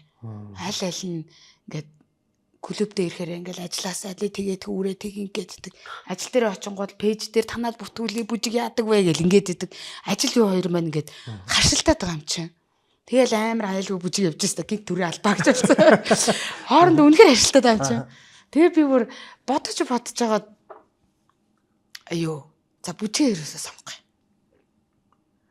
би ингээд энд нэг сая гаруй төгрөгийн 2 сая төгрөний цалин авч хүнд загнуул сууж хагаад би ч 10 хэдэн жил бас ингээд дарга цэрэг ингээд өчнөө юм ингээд хийгээд үтцсэн. Одоо нэг бас нэг хэдэн хүүхдүүд доор ажиллуулад ингээд чадах баха нэрээ болчих бах. Хамгийн гол нь би энүүгээрээ маш олон гоё хүмүүс дурамжаар өгөөд болох юм байна. Би өөрөө энэ бүжгээр дамжуулж ингэж гоё болсон штэ. Ер нь чадна гэж бодоод анх тэгэл 21 онд клуб байгуулжсэн. Тэг нөгөө хүн өөрийнхөө дуртай амийг хийж байгаа болохоор ядарч байгаагаа мэдэхгүй. Одоо би юу сошиал дээр оруулах уу? Яавал хүн татах уу? Гэлсэн нэрээ тархитлагаа бүр ингээл ажиллаад үнэхээр нөгөө хүн дуртай юм гэдэг чинь хүнийг одоо би тэр чинь одоо чинь би 40 ихтэй шүү дээ. Тэр 5 жилийн өмнөхээр 36 мургаа гэдэг чинь бас л юу шин юм эхлэхтэй. Бас л сонирнаас штэ. Айл эзэн амьдрал жигдэрсэн байнаас нь тэр шинэ юм ихлэ бүжигчин боломж гэж байгаа шиг тэгээ сонин хүн сонсоолаа сонин. Тэгэхээр ер нь хүнд яг дуртай юм байгаад заавал болохгүй байгаа юм болох гээд бас хичээгээд ах хэрэггүй. Нэг талаасаа нөгөө талаасаа болохоор зарим хүмүүс яг нэг хөөрхийн юм дээр заавал илүү юм хүсээд нэг жил 2 жил хаяа авчдаг. Нэг газараа доктор сургалтаа нэг 4-5 жил ажиллаад тэндээс маш олон зүйлийг суралцаад манайха одоо ерөнхийдөө нэг хуваараа юм хий. Би одоо магадгүй Евростенс яагаад ийм хөөрхөн амжилттай явж байгаа те. Маш олон жил төрийн албанд маш олон хүнтэй харьцаж, унаж босож үзсэн учраас одоо амжилттай явж байгаа. Маш их туршлага урамтлал болсон учраас те. Тэгэнгүүтээ хамт олонтой байна гэдэг ямар байдгийг тэрнээс байнгын бас яг хуваараа юм ийгээд ганцаараа бүх юм ингэ захирал хийгээ явах чинь бас тийм оновчтой зүйл биш. Шууд нөгөө нэг удирдуулж үзээгүй хүн шууд захирал хийгээд явчихдаггүй шүү дээ. Захирал хүн юм байд юм бэ, тийм байд юм бэ, удирдуулах үедээ ингэсэн тэгсэн гээд нөгөө маш олон жилийн хүний тор ажиллаж үзсэн хүн чинь инкээр ажиллаж дургу байдаг, инкээр ингэ юм сурдаг. Тэгэхээр бас нөгөө нэг залуучуудад ялангуяа одоо нөгөө залуучуудыг баг сургууль сурах хэрэггүй алга. Сошиалор ингээд хичнээн сая болж ин гэдэг юмнууд амар их яваад байгаа шүү дээ. Тийм яваад байгаа. Тэр надад аюу таалагдахгүй байхгүй юу? Үгүй ээ ингээд хамт олон дунд ажиллаж үзээд хүнтэй харьцах юмар юм байт юм бэ. Нийгэм шиг хэрэгтэй. Ингээд ажил хийлэхгүй. Би хүүхдээ ажил хийлэхгүй гэсэн эцэгчүүд бас зөндөө ах юм. Сурах хэрэгтэй. Зүгээр нэг дэлгүүрт ажиллуулаад зогсоох хэрэгтэй. Хүн ямар муухай ааштай байд гэдгийг үзэх хэрэгтэй байхгүй юу? Хүнтэй харьцаж сурна гэдэг чинь ирээдүйд амжилт гаргана гэсэн үг байхгүй юу? Хинтэй ч ажил сураагүй ижиж шууд нөгөө нэг ингээд шууд бизнес хийн, ажил хийн гэдэг байгаа. Тэр чинь бас буруу санагдаад байгаа надад. Тэгэл гих мэтлэнгээр ингээд маш олон зүйлийг даван туулсан учраас өнөөдөр бас нэг тэр болгон чинь ингээ хоорондоо уйлдаад дуртай зүйл мүйл гэлдгөөр нөгөө нэг нөхцөл нь ингээ гоё бүрдээл хөрхийн нэг үдий зэрэгтэл явж байгаа. Тэгэл их л олон зүйл. Тэгээ одоо ингээд туулсан болгоноосоо энэ нь буруу байсан, энэ нь зөв байсан шүү. Ингэдгийм байлээ шүү амьдрал. Бүр ингээд өгчүүл энэ золон зүдүр энэ муухай юм дуусчих юм шиг санагдчихсэн үе байдаг. Гэхдээ ямар нэгэн байдлаар хүн болгонд өөрт нь гоё давуу тал байгаа. Бити нөгөө хүнтэй хүн өөрийгөө харьцуулдаг айгүйх. Энэ мөнгөтэй байна. Энэ би 10,000 тахт энэ 20,000 төгрөгтэй байна те. Ингээл бүх юм хүнтэй харьц. Өөртөө харьцуулж өөрийнхөө гоё сайхныг гоё харах юм бол хүн болгонд гоё эрэг гоё боломжтой талууд байгаа гэдгийг ингэж хэлэх гэж пэйжээр хэлэх гэж айгүйх л хичээдэг юм. Тийм.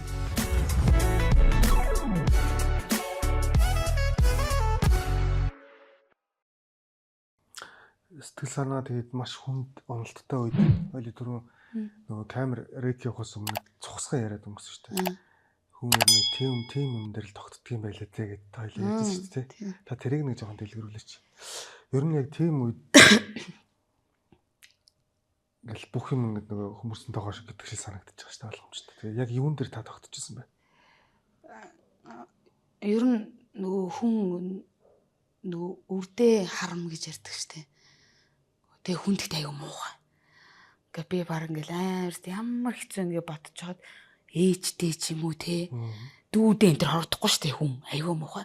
Өөрөөсөө тасарсан үр хүүхдтэй хорогдд юм бэл. Энэ хүүхдүүдийг яг ээж шиг хайрлах хүн байхгүй шүү дээ. Ямар ч хэцүү байсан яг их шиг эцэг шиг хайрлах хүн байхгүй шүү дээ. Ялангуяа би ганц бие ээж учраас энэ хүүхдүүд аавгүй өсөж байна. Дээрээс нь ээжгүй болчвол би одоо ясам дээр амиа нөгөө нэг ингээд зүгээр л өөрийгөө ингээд аврааж гараад тэр чинь нөгөө ерөөдөө л амиа л хичээсэн хүний зан шиг харагдаад байгаа байхгүй юу? Би тэгэл амиа хичээгээл өөрийнхөө би өөрийгөө л зовлонгоо тасалж явлаа гэд ингээд хаймаар үе зөндөө байсан. Гэхдээ ингээд өрс мэн нүдэнд харагдаал те. Гэхдээ яаж ч муудад цаанцсан үр хүүхэд гэдэг нөгөө нэг өөрөөс гарсан яс махны тасраа учраас яг нөгөө нэг юм хорогдох тийм зүйл байсан. Тэгээд тэрэндээ ч би өөрөө баярлалтай шүү дээ. Магадгүй би яг тэр үед ганцаараа ч юм уу байсан бол машинтайгаа явж байгаад өрүүл ирүүлчмээр санагдчихсан. Над байсан. Бүр амар хурдтай тавьчихад өрүүлээ ирүүлчихдээ юм болов. Яавал би энэс салах уу гэж бүр тийм тэнийг бодлого хүмүүд орж ирдэг. Гэхдээ тэгээд яг нөгөө нэг магадгүй би одоо манай хүүхдүүд бас ингээд нэг овоо том болж молцсон байсан болохоор миний сэтгэл зүй бас арай гайгүй байсан байж магадгүй ингээд ажил мэл хийгээл хамт олон дунд яваал те. Гэтэл ингээд яг noloхны отон хүүхдтэй төрөөд удаагүй байгаа тий. Хүүхдээ аваад тэрврээд цонхоор усарсан. Гэл амар тохой кейсүүд байна шүү дээ тий. Тэд нэр ингээд очиод уулзаад ярих гэсэн хамт олон найз нөхдөд байхгүй. Тэгээд нөгөө нэг сэтгэл зүйн одоо болсорч амжаагүй дөнгөж нялх битээ байгаа ч гэдэг юм ингээд нөгөө тэрийгэ давн тулах юмаа ингээ ойлгож амжаагүй тийм сэтгэл зүйн уналтанд орсон одоо амар кейсүүд байна шүү дээ. Тэд нэр бүр ингээд ингэчүүлэл тэнгуүтээ хүүхдээ аваад өсөрнө гэдэг чинь бас үлдээж чадаагүй л байгаа байхгүй хүүхдээ. Тэгэл хамтдаа ингээд бит хоёроо энэ зовлонгоос ингээ хамтаа салъя гэж бодоод л жишээлбэл цонхоор өсөрсөн мөрцөн гэл саяхан хэдэн жилийн өмнө тийм кейсмэс байсан шүү дээ. Тэгэл тэр мэрийг ингээ сонсоход над ингээ айх үр зүрх өвддөг. Тэгээд магадгүй ингээ би л одоо болж ивэл гэдэг бодлоос илүү одоо нэг хүн хөгшөрхөөрөө тэгдэм одоо би бусад хүмүүсийн нүдэнд бол залуу хүмүүсд 40 нас ч юм бол амар ажимаа шүү дээ.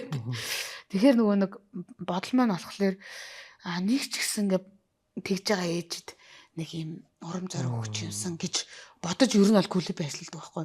Тэнгүүд одоо ингээд одоо 3 4 одонтой ээжүүд л гэлстэй саашааж магтаад байгаа болохоос биш хүүхдийн оронд хүн бүрнээрээ өглөөсөө л нэг хийдэг юм аягээл хоолоо игээл хүүхдүүдэд зөөгөл ингээд ямар ч нөгөө нийгмийн харилцаанд оролцохгүй найз нөхөд хамт олонгүй болцсон гэд өөрийнхөө ямар хайштай байгааг ч сүлдэг хүн мэдгээж буруу яриад байгаа зөв яриад байгаа ч хүн мэдгээж чинь нөгөө нийгмийн харилцаанд орохгүй болохоор тиймэрхүү ингээд юмнууд айгүй ханчилагддаг учраас нөгөө одонтой ээжүүд гэдгийг ингээд хамт олонтой болгоод эднэрийг ингээд гिचүүд гоё энэ ээжүүд маань одоо ингээд гэр бүл салалт амар их байгаа штэ. Хүмүүс нөгөө нэг одоо баг ганц бие ээж байх нь амар гоё мой чи баг ганц бие ээж байхыг хүмүүс сурчлаад байна. Хүмүүсийг баг сал гэдэг гэж намайг өнцгөр харддаг байхгүй юу? Хизээч ганц бие ээж байх гоё биш байхгүй юу? Аргаа ураал тийм замыг сонгосон байхгүй юу? Тэгэнгүүт яавал гэр бүл илүү бүтэн байх вэ гэдэг юмыг тэнгүүд нөхөр нь яагаад жишээлбэл өөр хүнтэй уулзаа явцсан тий эхнэр нь яагаад уралж уцаарлаад энд хэрүүл үсээд байгаа гэдэг юм ингээд тэр яг гарц гаргалгаа ингээл хараад ахаар өглөөнөөс орой нэг юм аягээл тэгэл нөхөр нь би энэ олон хүүхдийг дижээг мөнгө олох гээд хэцүү чингэнгүүд эхнэр нь эсэргээрээ би энэ олон хүүхдүүд өглөөрөө хоолцоо сургууль цэцэрлэгтэн зөөгөөд ингээд өөрийнхөө кейсийг яриад хөрх ингээд тэгээ хоорондоо өглөө ойлголцоод байгаа байхгүй юу. Тэгэхээр нөгөө нэг тэр нэг уул нэг юм жижигхэн л нэг юм байгаа байхгүй юу уул нь тэрийг л жоохон сэргээд өчвөл тэгэнгүүт нөгөө нэг ээжийнхэн сэтгэл эмэгтэй хүний одоо гэр бүлийн ээжийн сэтгэл зүй гэдэг ер нь гэр оронд айгүй чухал юм байна гэдэг мэдрэмжийг одоо миний үеийнхэн ялангуяа айгүй олон хүүхэдтэй ээж зөндөө айл эзэн би ч одоо эмээ болсон шүү дээ. Тэгэхээр одоо ингээд том хүүхдүүдтэй одоо авцсан олон хүүхдүүдтэй найзууд зөндөө байхгүй. Тэгээл тэднийхээ ингээд амьдралын кейсийг ингээд харж хахад яг нөгөө тиймэрхүү тэгээд нөгөө хэд чи ингээд найз нөхөдтэй болгоод ингээд хүн нэг өөрийгөө мэдрэх мэдрэмж байхгүй болчоор л ер нь хэрүүл уурал үсэл ингээд идэг. Тэнгүүд өөртөө цаг гаргаад өөртөө ингээд хүн амьдарч байгаа гэдэг мэдрээд нэг юм гэрте тавч өмсөл нэг өдөр ч гэсэн ингээд бүжгрүүгээ явлаа гэж зааландаа очивол тайлан селфи гээл те хүн нэг тийм жижиг юм хүний сэтгэлийг имжилдэг байгаа байхгүй юу. Тийм тэгэл одоо манад нэг клубд чи ингээд би за энэ хүмүүсийг ирүүлмээр байна энэ хүмүүсийг ирүүлмээр байна гэд ингээд тоочглосоор гоод амар олон хөнгөлтүүд байдгийг манад одоо тийм бол тэгж хөнгөлн одонтой ээж хөнгөлт гэж байдгийг манад 30 хөнгөлтгийн за тэгэнгүүтээ 50 нэмэх би яагаад 50 нэмэх гэсэн чинь нэг тэтгэр дөнгөж гараад ижсэн нэг ихч нэг подкаст л ярьцлага би сонссон байхгүй юу ингээд аюу олон жил хамт олон донд ингээд байж хагаад яг тэтэртэй гарахгүй хин ч биш болт юм бэлээ. Амар сэтгэл готролд орд юм бэлээ. Амар их ямраад би нийгэмд хэрэггүй ингээд миний амьдрал дуусж байгаа. Одоо чи өөх гэж байгаа юм шиг би мэдрэмж авсан гэд нэг дөнгөж тэтгүртэй гарсан хичээлсэн байхгүй юу? Тэрийг би сонсчоод эднэр ингээд нийгэмд тусгаарлаа гэдэг юм байна. Эднэр нийгэм донд байна гэдгээ мэдрэх орон зай хэрэгтэй юм байна. Гингүүтээ нэмэх 50 их нэртэй 30 өнгөлцөхгүй юу? Тэгээд нэг хөгжлийн бэрхшээлтэй нэг ээж надаас уулзмаар байна хүүхэдтэй. Ээж нэг уулзмаар байна гэд ингээд надаас санал тавиад ирээд уулзлаа. Тэгсэн чинь ингээд хөгжлийн бэрхшээлтэй хүүхдүүдийн эцэг эхчүүд гээд ер нь ингээд бид нар мэдэхгүй л байгаалаас айгүйх байдаг. Тэнгүүт ингээд ямар зовлон байдаг вэ гэдгийг ингээд юм ярьсан чинь би бүр би одоо яагаад өөрийгөө амар зовж जैन зүтэрч जैन. Гэхдээ би бүр жаргалтай байсан байгаа байхгүй юу. Тэгтэл тэд нэр ингээд ихэнх нь Нөхрүүд нь хаяавцсан. Яаль ч өөрөөс нь унсан болохоор хүүхдээ ээж л хардаг. Тэр чи 100% асаргаад болохоор ажил хийж чаддаг. Ихэнх нь амьдралын боломж нь тийм. Хүүхдүүд ингээ бүтэн татаа байж идэм байждаг. Тэгээд тэр ээж надаас юу гойсон гэхээр одоо миний намайг ингээд өөртөө цаг гаргаах одоо ингээд тийм боломжийг миний хүүхдийн цэцэрлэг олгодог юм аа. Тэр мөн хэдэн багш нар хөгжлийн бэрхшээлтэй ингээд унад татсан хэдэн хүүхдүүдтэй хоол цай өгж миний гарыг амраадаг нь цэцэрлэгийн багш нар байдаг юм аа. 10 дугаар цэцэрлэгийн багш нар байдаг. Тэгээд тэдний баяр болох гээд та нар очоо баяр дээр нь бүжиглээд өгөөч гэж надаас гуйсан байхгүй юу. Тэгээд би окей асуудал бүжиглээд өгье гэд. Тэгээд ингээд тэр цэцэрлэг дээр ороод би уйлцсан. Би тэр мэдрэмжийг аваа. Би 4 альбомд байхдаа миний нүд хаагдсан байсан. Орчноо мэддгүй байсан байлээ. Тэгээд вакуумлт. Тэгээд би ингээд одоо задгаа юм хийж байгаа штэ. Хин хүн надад уулз гэсэнтэй нуулж учраад би хүнтэй ингээ яагаад уулзахаар ингээ татгалцдаггүй гэхээр би шинэ хүнтэй уулзж гин. Энэ хүнээс би гоё юм суралцах бах гэж бодож боломжтой гарвал хүнтэй уулзах хичээдэг. Тэгээд би тэр хөгжлийн бэрхшээлтэй хүүхдүүдийн цэцэрлэгт очоод би бүр ингээд үр зүрх эмтэрсэн. Тэгтэл хараад бид нэр ингээд энэ хүүхдийг боловсралтай болгоё, бусдаас дутаахгүй хэвээр хэдэн хил устаа болгоно гэл хэдэн саяар нь мөнгө зарцуулаад төлбөртэй сургууль мургуулд өгөөл үр ширэнд орон байж оруулал тий. Тэгсэн чинь тэр хүмүүсийн мөрөөдөл зүгээр л хүүхэд ингээд зүгээр л ирүүл ингээ алхаа яваасаа ингээ өөрөө хоол иддэг болоосаа тийм л юм хүсдэг. Тэгтэл миний хүүхдүүд ирүүл саруул ийм гоё бах чинь би сэтгэл ханахгүй ингээл хүүхдүүдээ загнаал тий.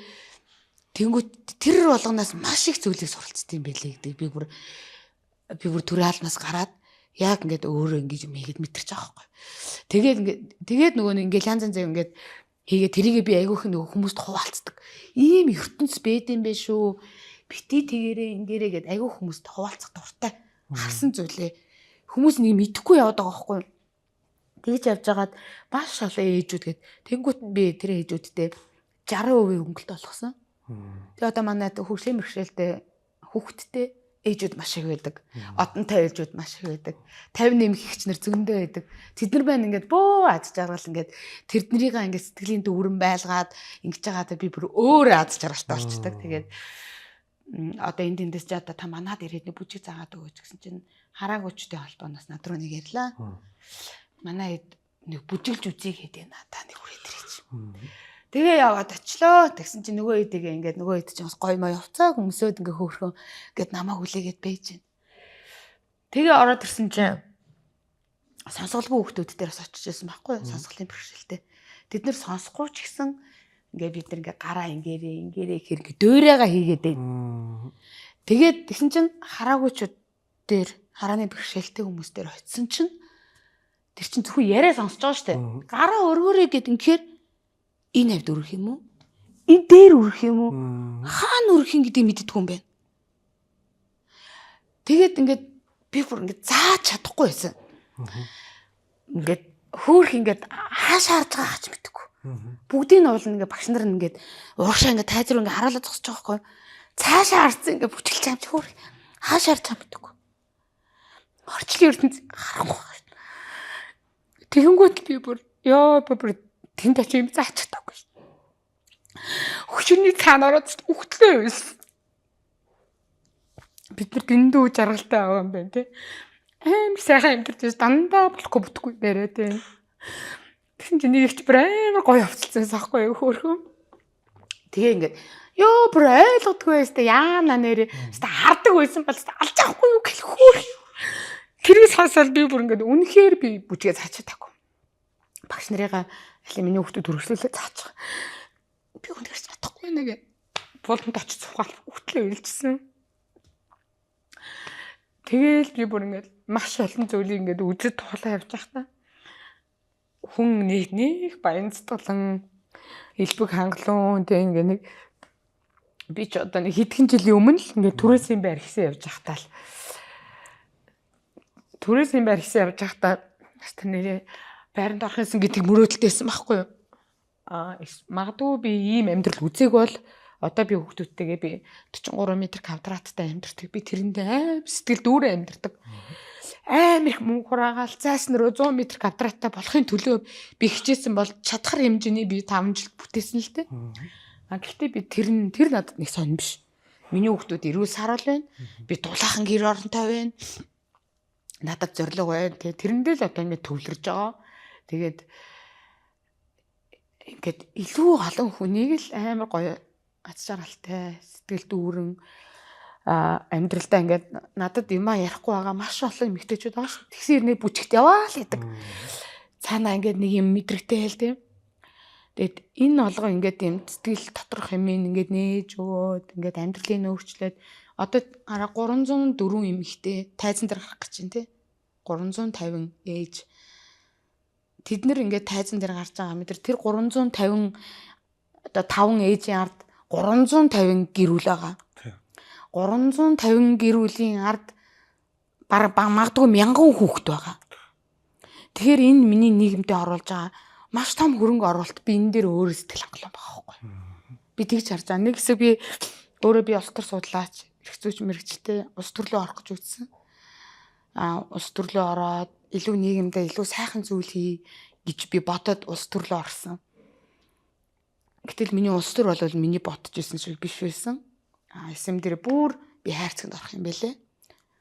Шантаажлагддаг. Ингээд ер нь айгүй тийм яг улс төр бол зүгээр одоо яг нэг нугу хэлэхэд нэг үнэн чи юм уйлахаа тийм шалчганс надчих хүн бол улс төрд байж чадахгүй юм бэлээ.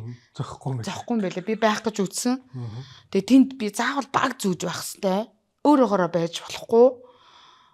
Тийм айгүй хэцүү орчин байлээ.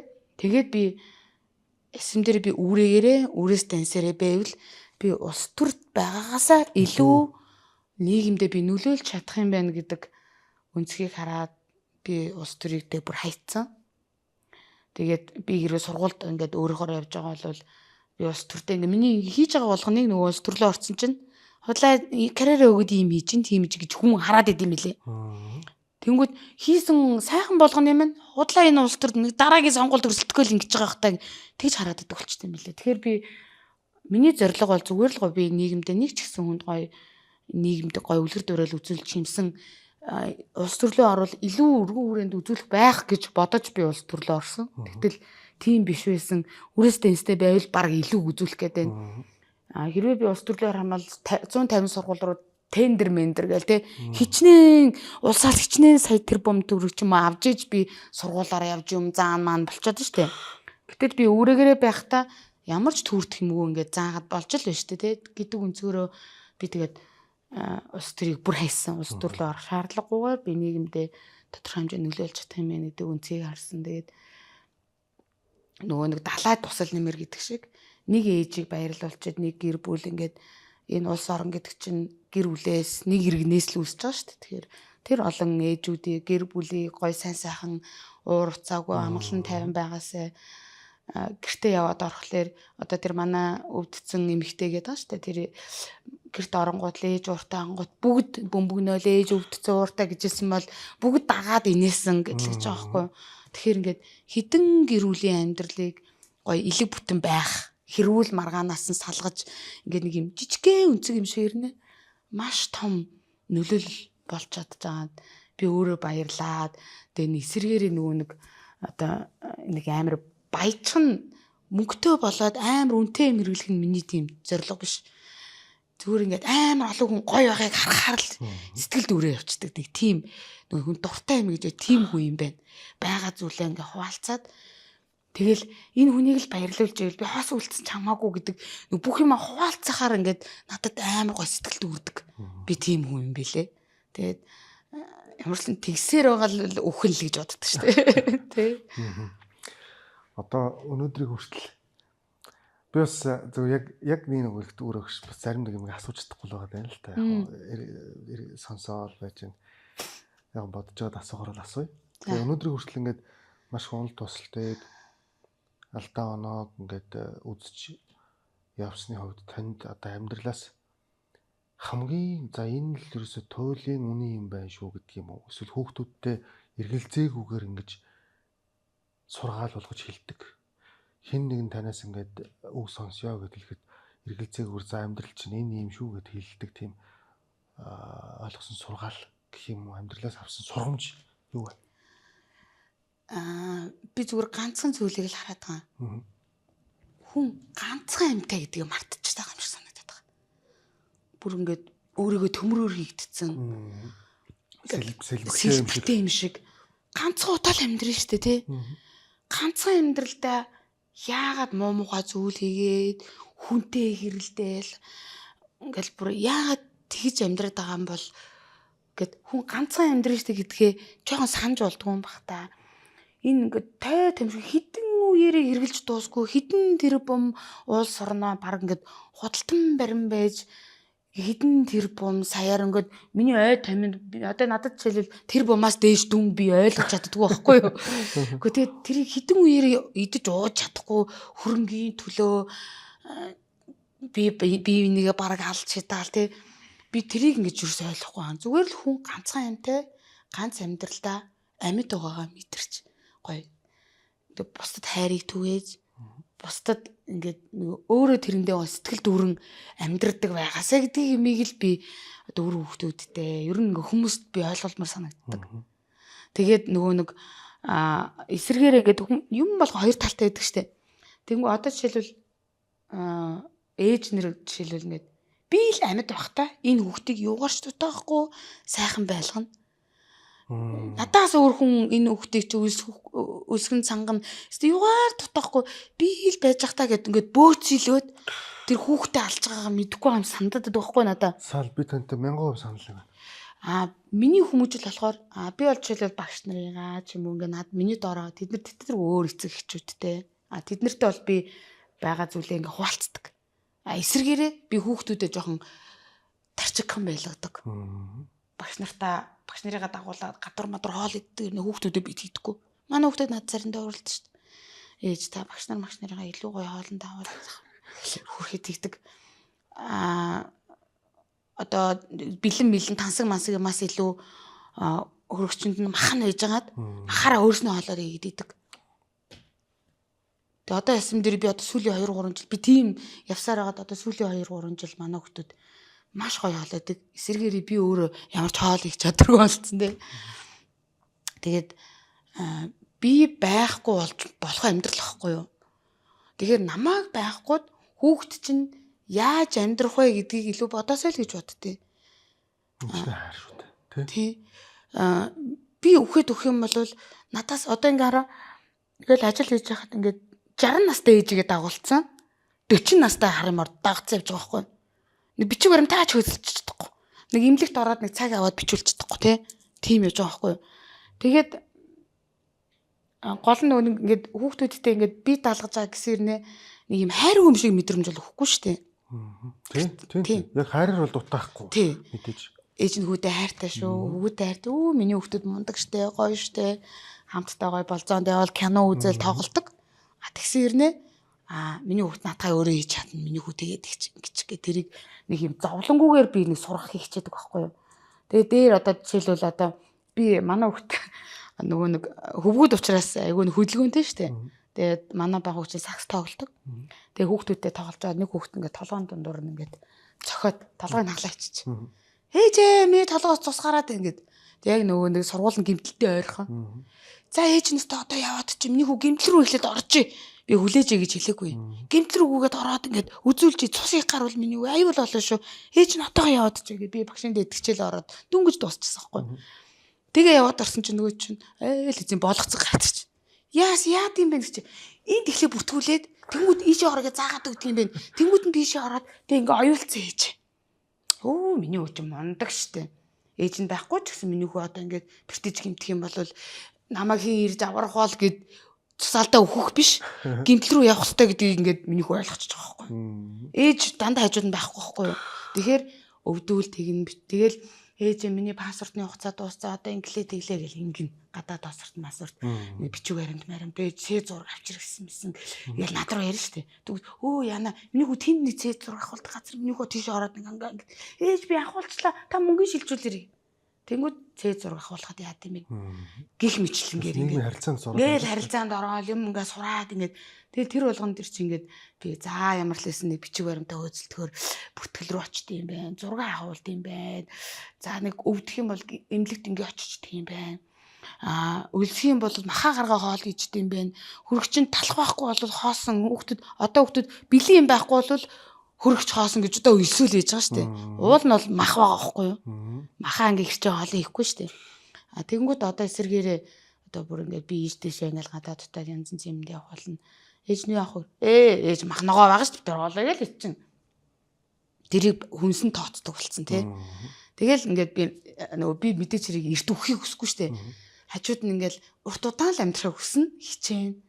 Эрүүл байхыг хичээн. Гэхдээ юмыг ээж мэдгийг надаас шалтгааллахгүй эзэж өвхөл ирж магадгүй гэж би дандаа нөгөө нэг хардаг учраас ингээд өнөөдөртөө би аз жаргалтай гоё сайхан тэгээд хүүхдүүдтэй юм сургаад ингээ байж байгаа юмсан би магадгүй маргааш ингээ хөвчлээ гэж бодоод миний хүүхдүүд ажил хийгээд ингээ миний зам болохоор хөрхий барилга малгал дээр ажиллана тэгээд ингээ ямар мөнгө олох ямар хэцүү байдгийг жишээл ингээ тэнгууд эсэргээрээ ингээл хүмүүсийг хараад би стандар амьд байгаа дээр гар нэвдэр чинь амьд байгаа дээр энэ хүүхдүүдээс ажил хийхгүй гэл ингээл тэгээ хүүхдүүд нь одоо ямар амьдрах чадваргүй эсэргээр ээж аав нөхөд өгсөн тэр хүүхдэнд дагаад зүгээр л амьдрал нь хог төр өсөрсөн амьдрал зөндөө шүү дээ. Тэгээд тийм биш байгаасаа гэж айгүй хүсдэг. Тэгээ одоо хүний амьдралыг тэгж заагаад ах чинь бас хэцүү шүү дээ. Тэгээл тэр ингэхгүйгээр ингээд яриан дундаас нэрээ тийм болов гэж нэг ч гэсэн мессеж аваасай л гэж хичээдэг. Бас тань тэрүүн санал нэг байна. Тийм.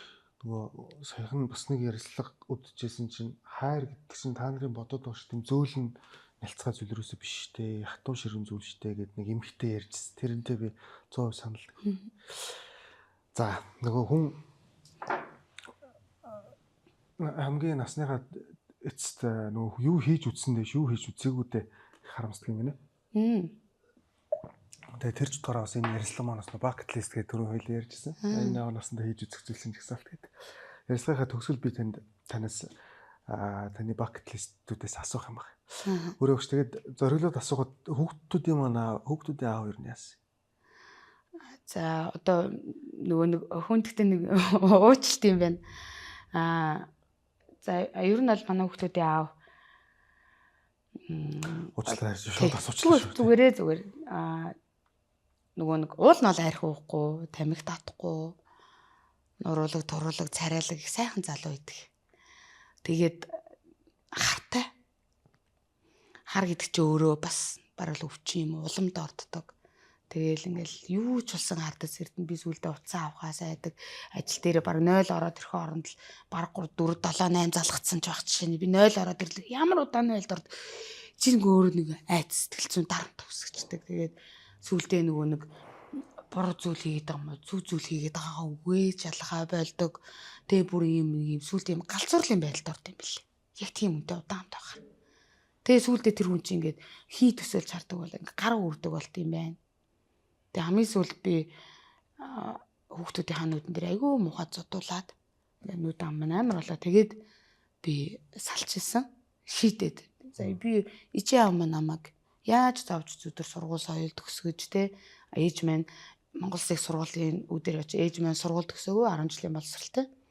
Үүдээр нь явж байхдаа би хүүхдтэй заавал энэ сургуульд оруулна гэж ээж нь мөрөөддөг гэсэн гэд хэлж байгаа. Тэгээд тэр мөрөөдлөө сайхан л надад хэлж байгаа. Ээж нь тэгж мөрөөддөг гэсэн тэгээд охиныгоо Монгол Улсын сургуульд оруулсан гэж. Тэгээд ээж минь гэж мөрөөдлөө биелүүлээд хүүхдээ ингэж сайхан ингэж ах чинь би ингээд одоо эсэргээр ээжигээ зовоогоол. Хүн хамгийн дөрөнд л мэж аав хатуу амрах саднаа л ингээд амьдрал зуул зовоодаг штэ. Тэгээ сүулдэ хинт ч хэлж чадхаа болоод тэгээ тэр юм дотроо бүгдсэн бүр ингээд амьдрал айгүй хэцүү. Яг тэгж явж байгаа бүр сүулдэ за би л энэ амьдралыг өөрчлөх хэрэгтэй гэж зөрөгтэй шийдэж ингээд хоёр тишээ болсон. Тэгээ яг хуу нөгөө одоо учрахсгүй тавилын ч гэж байдаг юм уу. Тэгээд ингээд сүүл зураг сонсох нэ надаас өмнө ингээд анхныхаа хайртай буцаагаа суусан байлээ. Тэгээд хөрх охтуудтай болсон байлээ. Тэгээд нөгөө нэг яг л тэгээд учрах тавилангүй л одоо би ингэж тэр өөрийг ингэж хараад байгаа. Тэр хүн болвол ингээд тэр хүнтэй л анханасаа л тэр хүнтэй байх хэрэгтэй байсан байх. Дундуур нь би яг гайвуулаад байсан юм те. Тэгээ одоо тэр хүнтэйгээ суугаад буцаж тэр хүнтэйгээ уулзраад хөрхөн охтууд мохтуудтай болчихсон. Тэгээд би тэгтээ дундуур нь уучраад бас хөвгүүдийг бас гаргачихсан. Би ч охингоо дандаа хөвгүүдтэй штэ. Тэгээд ингээ 10 жил ингээд ганцаараа хөвгүүдээ 90 цент түргээд одоо нуруулаг миний баг хүчин л одоо метр 70. Тэгээ манай дундх метр 80. Том залуучууд. Тэгээ манай бүр том залууч метр 90 намайг имээ болгочоод байгаа чинь. Ингээд бүр динкийсэн том залуучууд би ч одоо хажууд жижигхэн л байгаа штэ.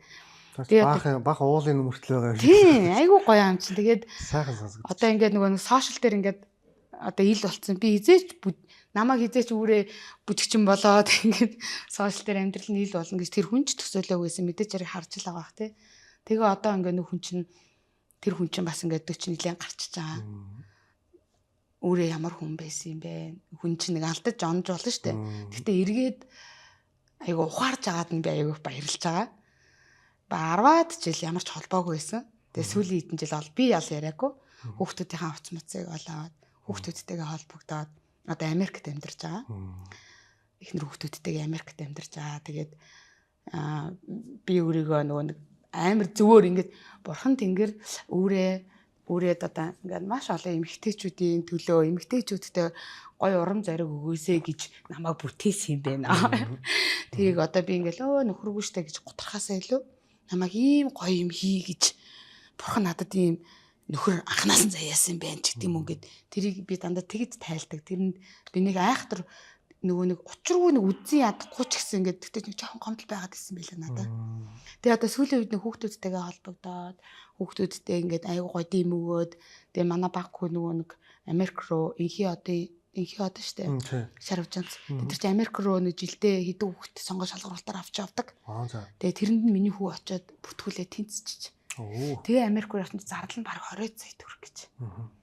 Тэгээд яана ээжэнд тэр их мөнгө арай л барахгүй байхдаа яана гэд тэгсэн чинь аавтай холбогдоод байгаа штэ. Тэгээ аавд хэлээд үзье гэсэн чинь аав нь өгийгээ тэр мөнгө төрөг ингээ өгсөн чинь надад бүр амар гоё мэдрэж төрөөд тэгээ үн чинь тэр чигээр ингээд мухаагаараа байгаа л ингээд холбоогоо тасрна штэ. Тэгтэл ингээд үр хүүхдүүд нь гоё сайхан залуучууд болоо тэдэртээ одоо ингээд дэм болъё гэд ингэсэн чинь би нөгөө яг сошиалд ингээд жоохон ингээд гомдож унтсан ингээд намайг ингээд байсан ингээд аюух ярьдаг гэсэн чи одоо эсэргээрээ би ингээд уучлцсан. Тэгээд тэр хүн ингээд ухаарсан. Тэрэнд нь би яг баярлж байгаа. Тэгээд хүний тавилангаараа л амьдарч байгаа. Ямар ч надад ийм сайхан хөвгүүд байгаа. Хөвгүүдээ хаяагүй. Одоо яг ингээд надад ингээд одоо сургалтын төлбөрийг наав нь төлье. Америк явах зарлыг наав нь өгье. Рингэнгүүт надад бас амар гоё мэдрэг төрж байгаа юм чинь тэр хүн бас хөвгүүдтэй гэдгээ мэдрээд те. Хүн аль ухаарахгүй тэр чигээрээ орс руу халуулахыг тэр хин те. Тэгээ би одоо яана ээж таныг сте айгүй их муулдаг. Одоо ээж нь муулахгүй гэдээ аавдаа хэлээрэ гэтгсэн чинь хэлсэн чи аав инээ гэдэлээ гинэ. Тэгэл болоо. Тэгээд хин л сайхан амьдарч гин те. Тэгэл болоо байхгүй. Тэгээд заавал өнгөрсөн юм яраал. Ингээд зовж байгаа яг хөө тэгээд таарахсгүй хүмүүс байсан л юм бэ л хүүдээ те.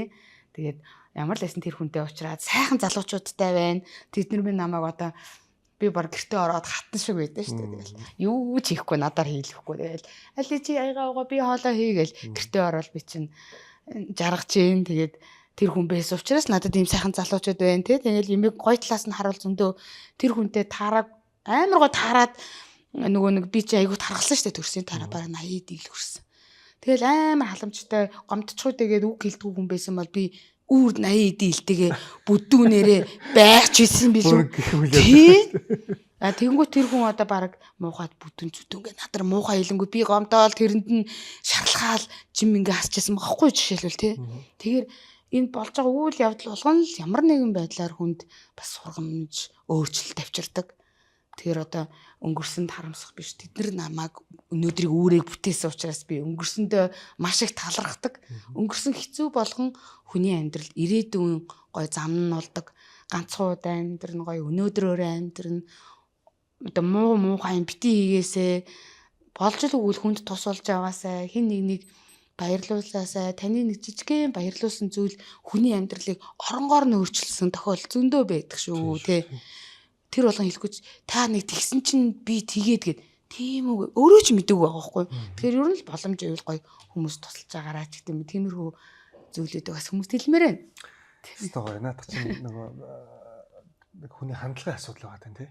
Одоо нөгөө аливаа юмд яаж хандах хандлага. Та улсаа тэгж штэ зөндөө тийм дуулчаад ер нь ингээд одоо намайг тий бурхан намайг эмгтээчүүдэд туслаасаа гэж ингэсэн баг гэл ингээд гэдэг ч юм уу. Ерөөсөө хандлага аливаа юмд яаж хандж байна гэдэг нь хүн ер нь анхааралтай байх уу, асуудалтай байх уу гэдгийг бас шийддэг юм шиг байгаа шүү. Тэгээ олон амьдралаас харахаар ерөөсөө л зовлонгоо бодоод ивэл зовлонгоосоо салдгүй юм байна. Ерөөсөө л бүхэн дандаа жаргалтай, бүхэн дандаа зовлонтой байна гэж байдгүй. Бүгд зовлон жаргал ээлжилдэг. Тэрэндээ алин дээр нь илүү акцент өгч байгаа. Тэрэн дээрээ төвлөрөө явхад л нэрээ л амьдрал гоё дээр нь төвлөрөө. Би сайн нөхрөөсөө олж л би ингээд цаваад байна гэж. Одоо эсрэгээрээ одоо та ойлол сууж ивэл бас хэцүү шүү дээ. Энэ бол танд ямар ч аз жаргал байхгүй шүү дээ. Та нар яриг үзгэл бах та тэр хүн. Тий гэж бодож байна. Тэгээд ямар ч сан би уучлцсан шүү. Тэгээд тэр болгон ингээд яг л амьд тохиолдох хэрэгтэй байсан байна. Тэгээд тэр хүнтэй би учирсан учраас ийм сайхан хүүгүүд надад байна. Тэр хүнтэй учирсан учраас миний амьдрал үдий зэрэгтэй байгаа ч гэдэг юм ингээд бүх юм уялдаа холбоотой. Амьдралын зам эхлэл нь байсан л байгаа байхгүй юу. Тэгээд би нөгөө түрүүний асуусан юм чинь бүр халуурсан. Зүгээр гоё юм. Тэгээд би нөгөө нэг одоо хүсэл мөрөөдлөд юу хийвэл яах вэ гэдэгс ч тийм. Би нэг ном бичмээр санагддаг. Зүгээр л өөрийнхөө амьдралаар. Би тэрийг бол угаасаа би ингээд дотор бодцсон. Би таныг баг зүгээр өнөө орой чамгүй тэргээ зүгээр гарчих надад тавиасаа гэж үзсэн. Тэгээд би бүр ингээд би дэвтэр уулна алдсан юм. Тэгэл ингээд зүгээр л өөрийнхөө амьдралын түүхийг одоо хүний ингээд амьдралын түүхээс нь амар гой сурамжууд ингээд гой амьдралын түүхээ хүний бодит кейс гэдэг өөрөө нэг хүнд аюу хуран зориг өгдөг тий.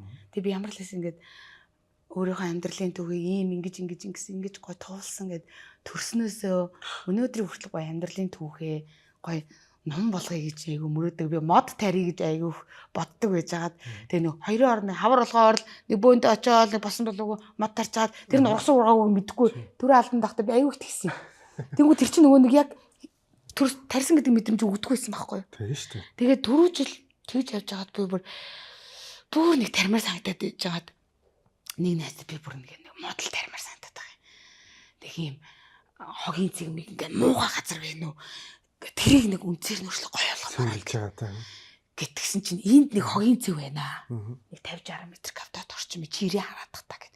Тэгсэн чинь яг нөгөө нэг айл буяа бууж болохгүй. Ингээд нэг зам дав. Тийм эсэ.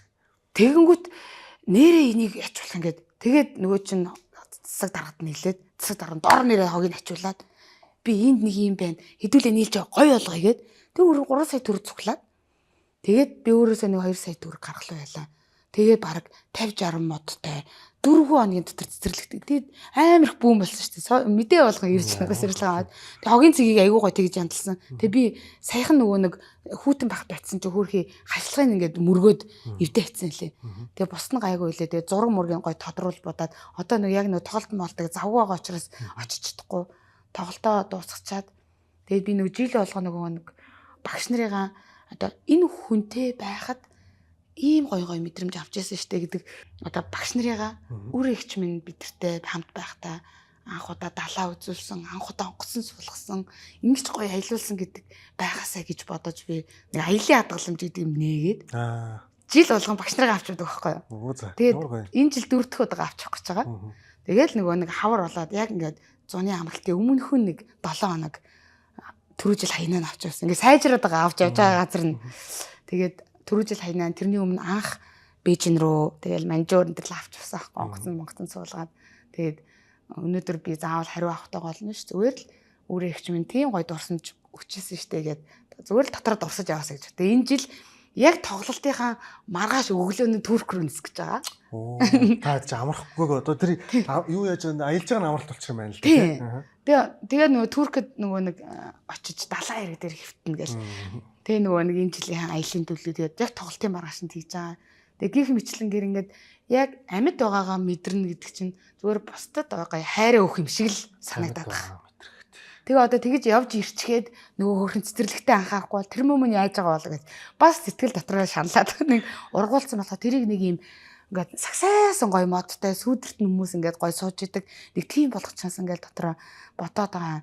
Тэгээд түрүү жил 5 сарын 14-нд яг хүүгийнхаа төрсөн өдрөө тэрийг эхэлсэн. Тэгээд 19-нд гээд яг 5 хоногийн хугацаанд тэрийг хийгээд дуусгасан байхгүй. Тэгээд намар 8 сард очиход хөөхөн өндөр болоод навч цэцэг ургаал амар гоё хөөхөн болчихсон. Тэр чинь яг надад бол жинхэнэ мод тарьсан мэдрэмж өгöd байгаа байхгүй. Яг зөв. Мод тарих нэг хэрэг, ургуулах нэг Тийм хэрэг. тэгээд харин тийм. Тэгээ одоо явж ирчээл тэр модоо яаж байгаа бол гэдэг анхаарал тавина гэл ингээд тэгэл тиймэрхүү юмнууд байж л байна.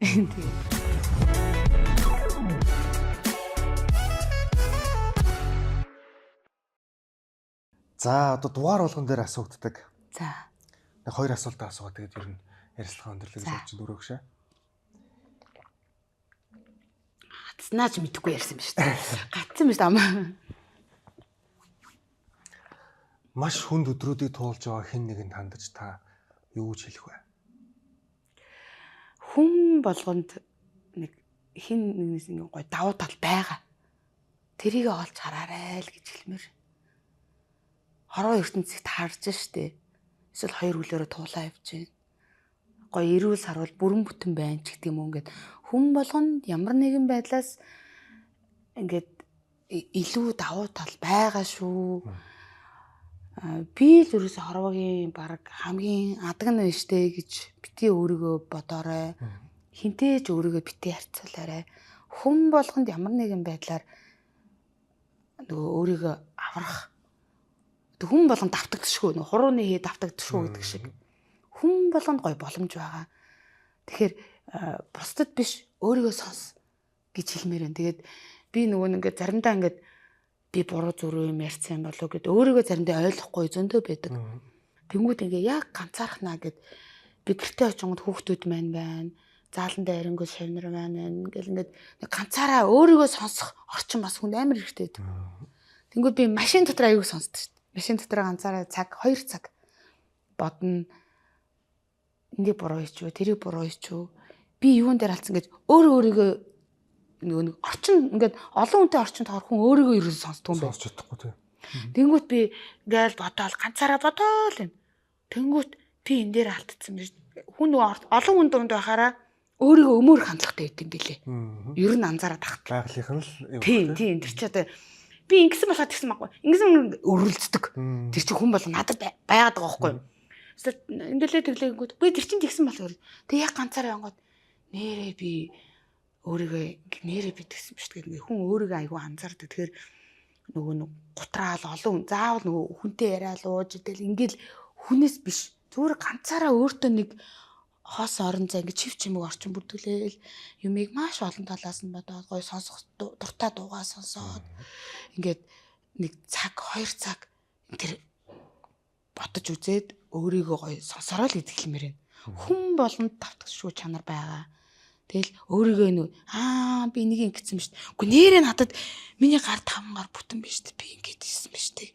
Тэнгүүд нөгөө нэг өөрийнхөө даваа талыг харж харангуут би ийм юм хийж чадах юм байна. Би ингэх юм байна гэдэг мэдрэмжийг хүн авч хараад амьдрал нь арай өөрөөр болоод ирнэ шүү гэдгийг бас хэлмээр байна.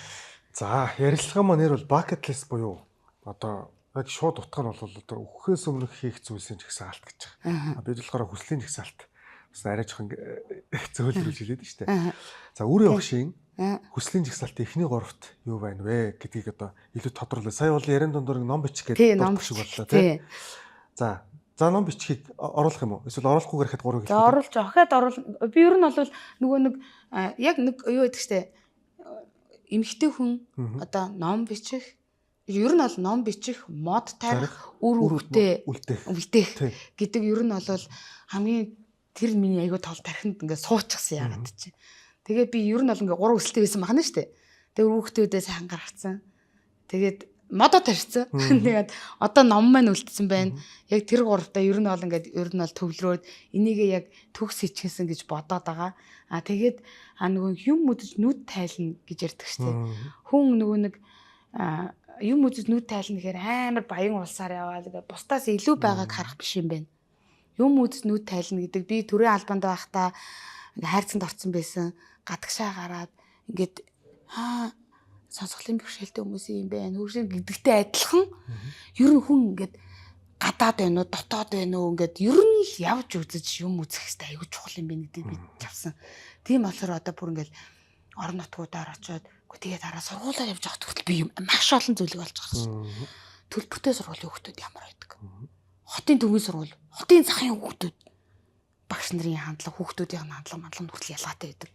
Тэгэхээр юм үзэж нүд тайлж их л олон юм л үзэж харж гоё нүдээ илүү нээгээл илүү олон хүнтэй уулзаал нөгөө өөрийгөө хаагаал ингээл томроод пэдл за байхгүй гэхээсээ илүү нэг уулзыг үл за энэс юу ч мэдээ юм бэлээ яаж ч уулзсан та ч гэдэг юм уу те. Тэгээд ийшээ нэг явах боломж байна танд гэх юм бол өө яваад очие гэд хүмүүс нөгөө одоо чи өчнөө жил ингээд өчнөө мөнгө төгрөг зарж энэ одоо 5 жилийг бүтээчээд одоо хүн дуудаад бүжиглээд өгөөч гэхээр л очиад өнгөө бүжиглээд ямар ч үнц энэ байхгүй гэж надад айгүй хүмүүс шуурдаг байхгүй юу. Надад тэр нь сонирм биш. Би тэндээс очиод нэг сая төгрөг аваад бүжиглээд буухан сонирм биш надаа. Би тэр орчинд очиод би ямар хүмүүстэй танилцсан, би тэнд очиод ямар мэдрэмж авч ийн. Надад тэр нь чухал байдаг байхгүй юу. Тийм болохоор би нөгөө нэг ингээд юм үзэж нүд тайлах гэдэг дээрээ би тэр маань хязгааргүй их. Тэрийг бүр гадагшаа ингээд маш ихээр л тэр хүслийг би эзээ зогсоохгүй, энэ хайрцагтандаа баригдахгүй яваа л энэ л гэж тэгж мөрөөддөг хүсэлтэй. Тэгээд тэр Монголдаач байж магадгүй гадаач юм мэдгүй болдоотой навчаатай хинтээч уулзч магадгүй. Тэр хүслийг мөрөөдлийг бүр хязгааргүйгээр үржлээл өхөн хөтлөөл явах тэр ганц айгүй чин хүсэлтэй болсон сүүлийн үед. Дугаар болгоныхоо ярилцлагын төгсгөлийг би ямар нэгэн асуулт юм уу тайлбаргүйгээр зочиндоо үлдээдэг өрөөгшөө. Тэгээд өнөөдөр ямар ч цагаа зориул ирсэнд маш их баярлалаа. Тэгээд ярилцлагынхаа төгсгөлийг танд үлдээе. За тэгээд ер нь амьдрал айгүй гоё. Амьдрах гэхдээ үнэхээр гоё. Тэ би үүрээгийн хуваар би ганц юмтай одоо мал болдоо цэцгээ таач гисэн тэ. Үгүй ийм гоё ингээл ярилцаал амьдралын жаргал зовлон хуваалцаал тэ. Ер нь амьдрах гоё зүйл маш их. Тэр гоёыг хардаг байгаарэ. Тэгээд би бүр айгүй нэг зүйл дээр алдсан ах. Нөгөө нэг амар өөрийгөө шулуун шударга ингээд итгэцэн. Ингээд нөгөө хүн болгоо угаасаа бүх юмдаа байгаа. Энд болохгүй, тэрж болохгүй. Тэрний нэгээ дагаад нэг юм болохгүй болонгууд л нэг бичлэг хийгээл оруулаад ингээд нэмж хүмүүсийг бухимдуулаад өөрийгөө ч бухимдуулаад нэг хэсэг бас тэгсэн. Тэг би ямар тэнийг юм бэ те хүн хангалттай зовлон байж ах чинь эрэг байх хэрэгтэй гэх. Би бүр сүүлийн 2 жил болвол нэг хэрүүл уруул юмгүй дандаа эрэг юм их гэж хичээж байгаа. Тэгээд дандаа гоё юмыг сайн нь харж байгаарай. Бүх юм сайн тал байгаа. Бүх юмд муу тал байгаа. Гоё сайныг л хараад байгаарай. Гэхдээ одоо гоё сайн юм эрэг юм ярьдаг хүмүүс айгүй даруухан айгүй тийм штеп чимээгүй.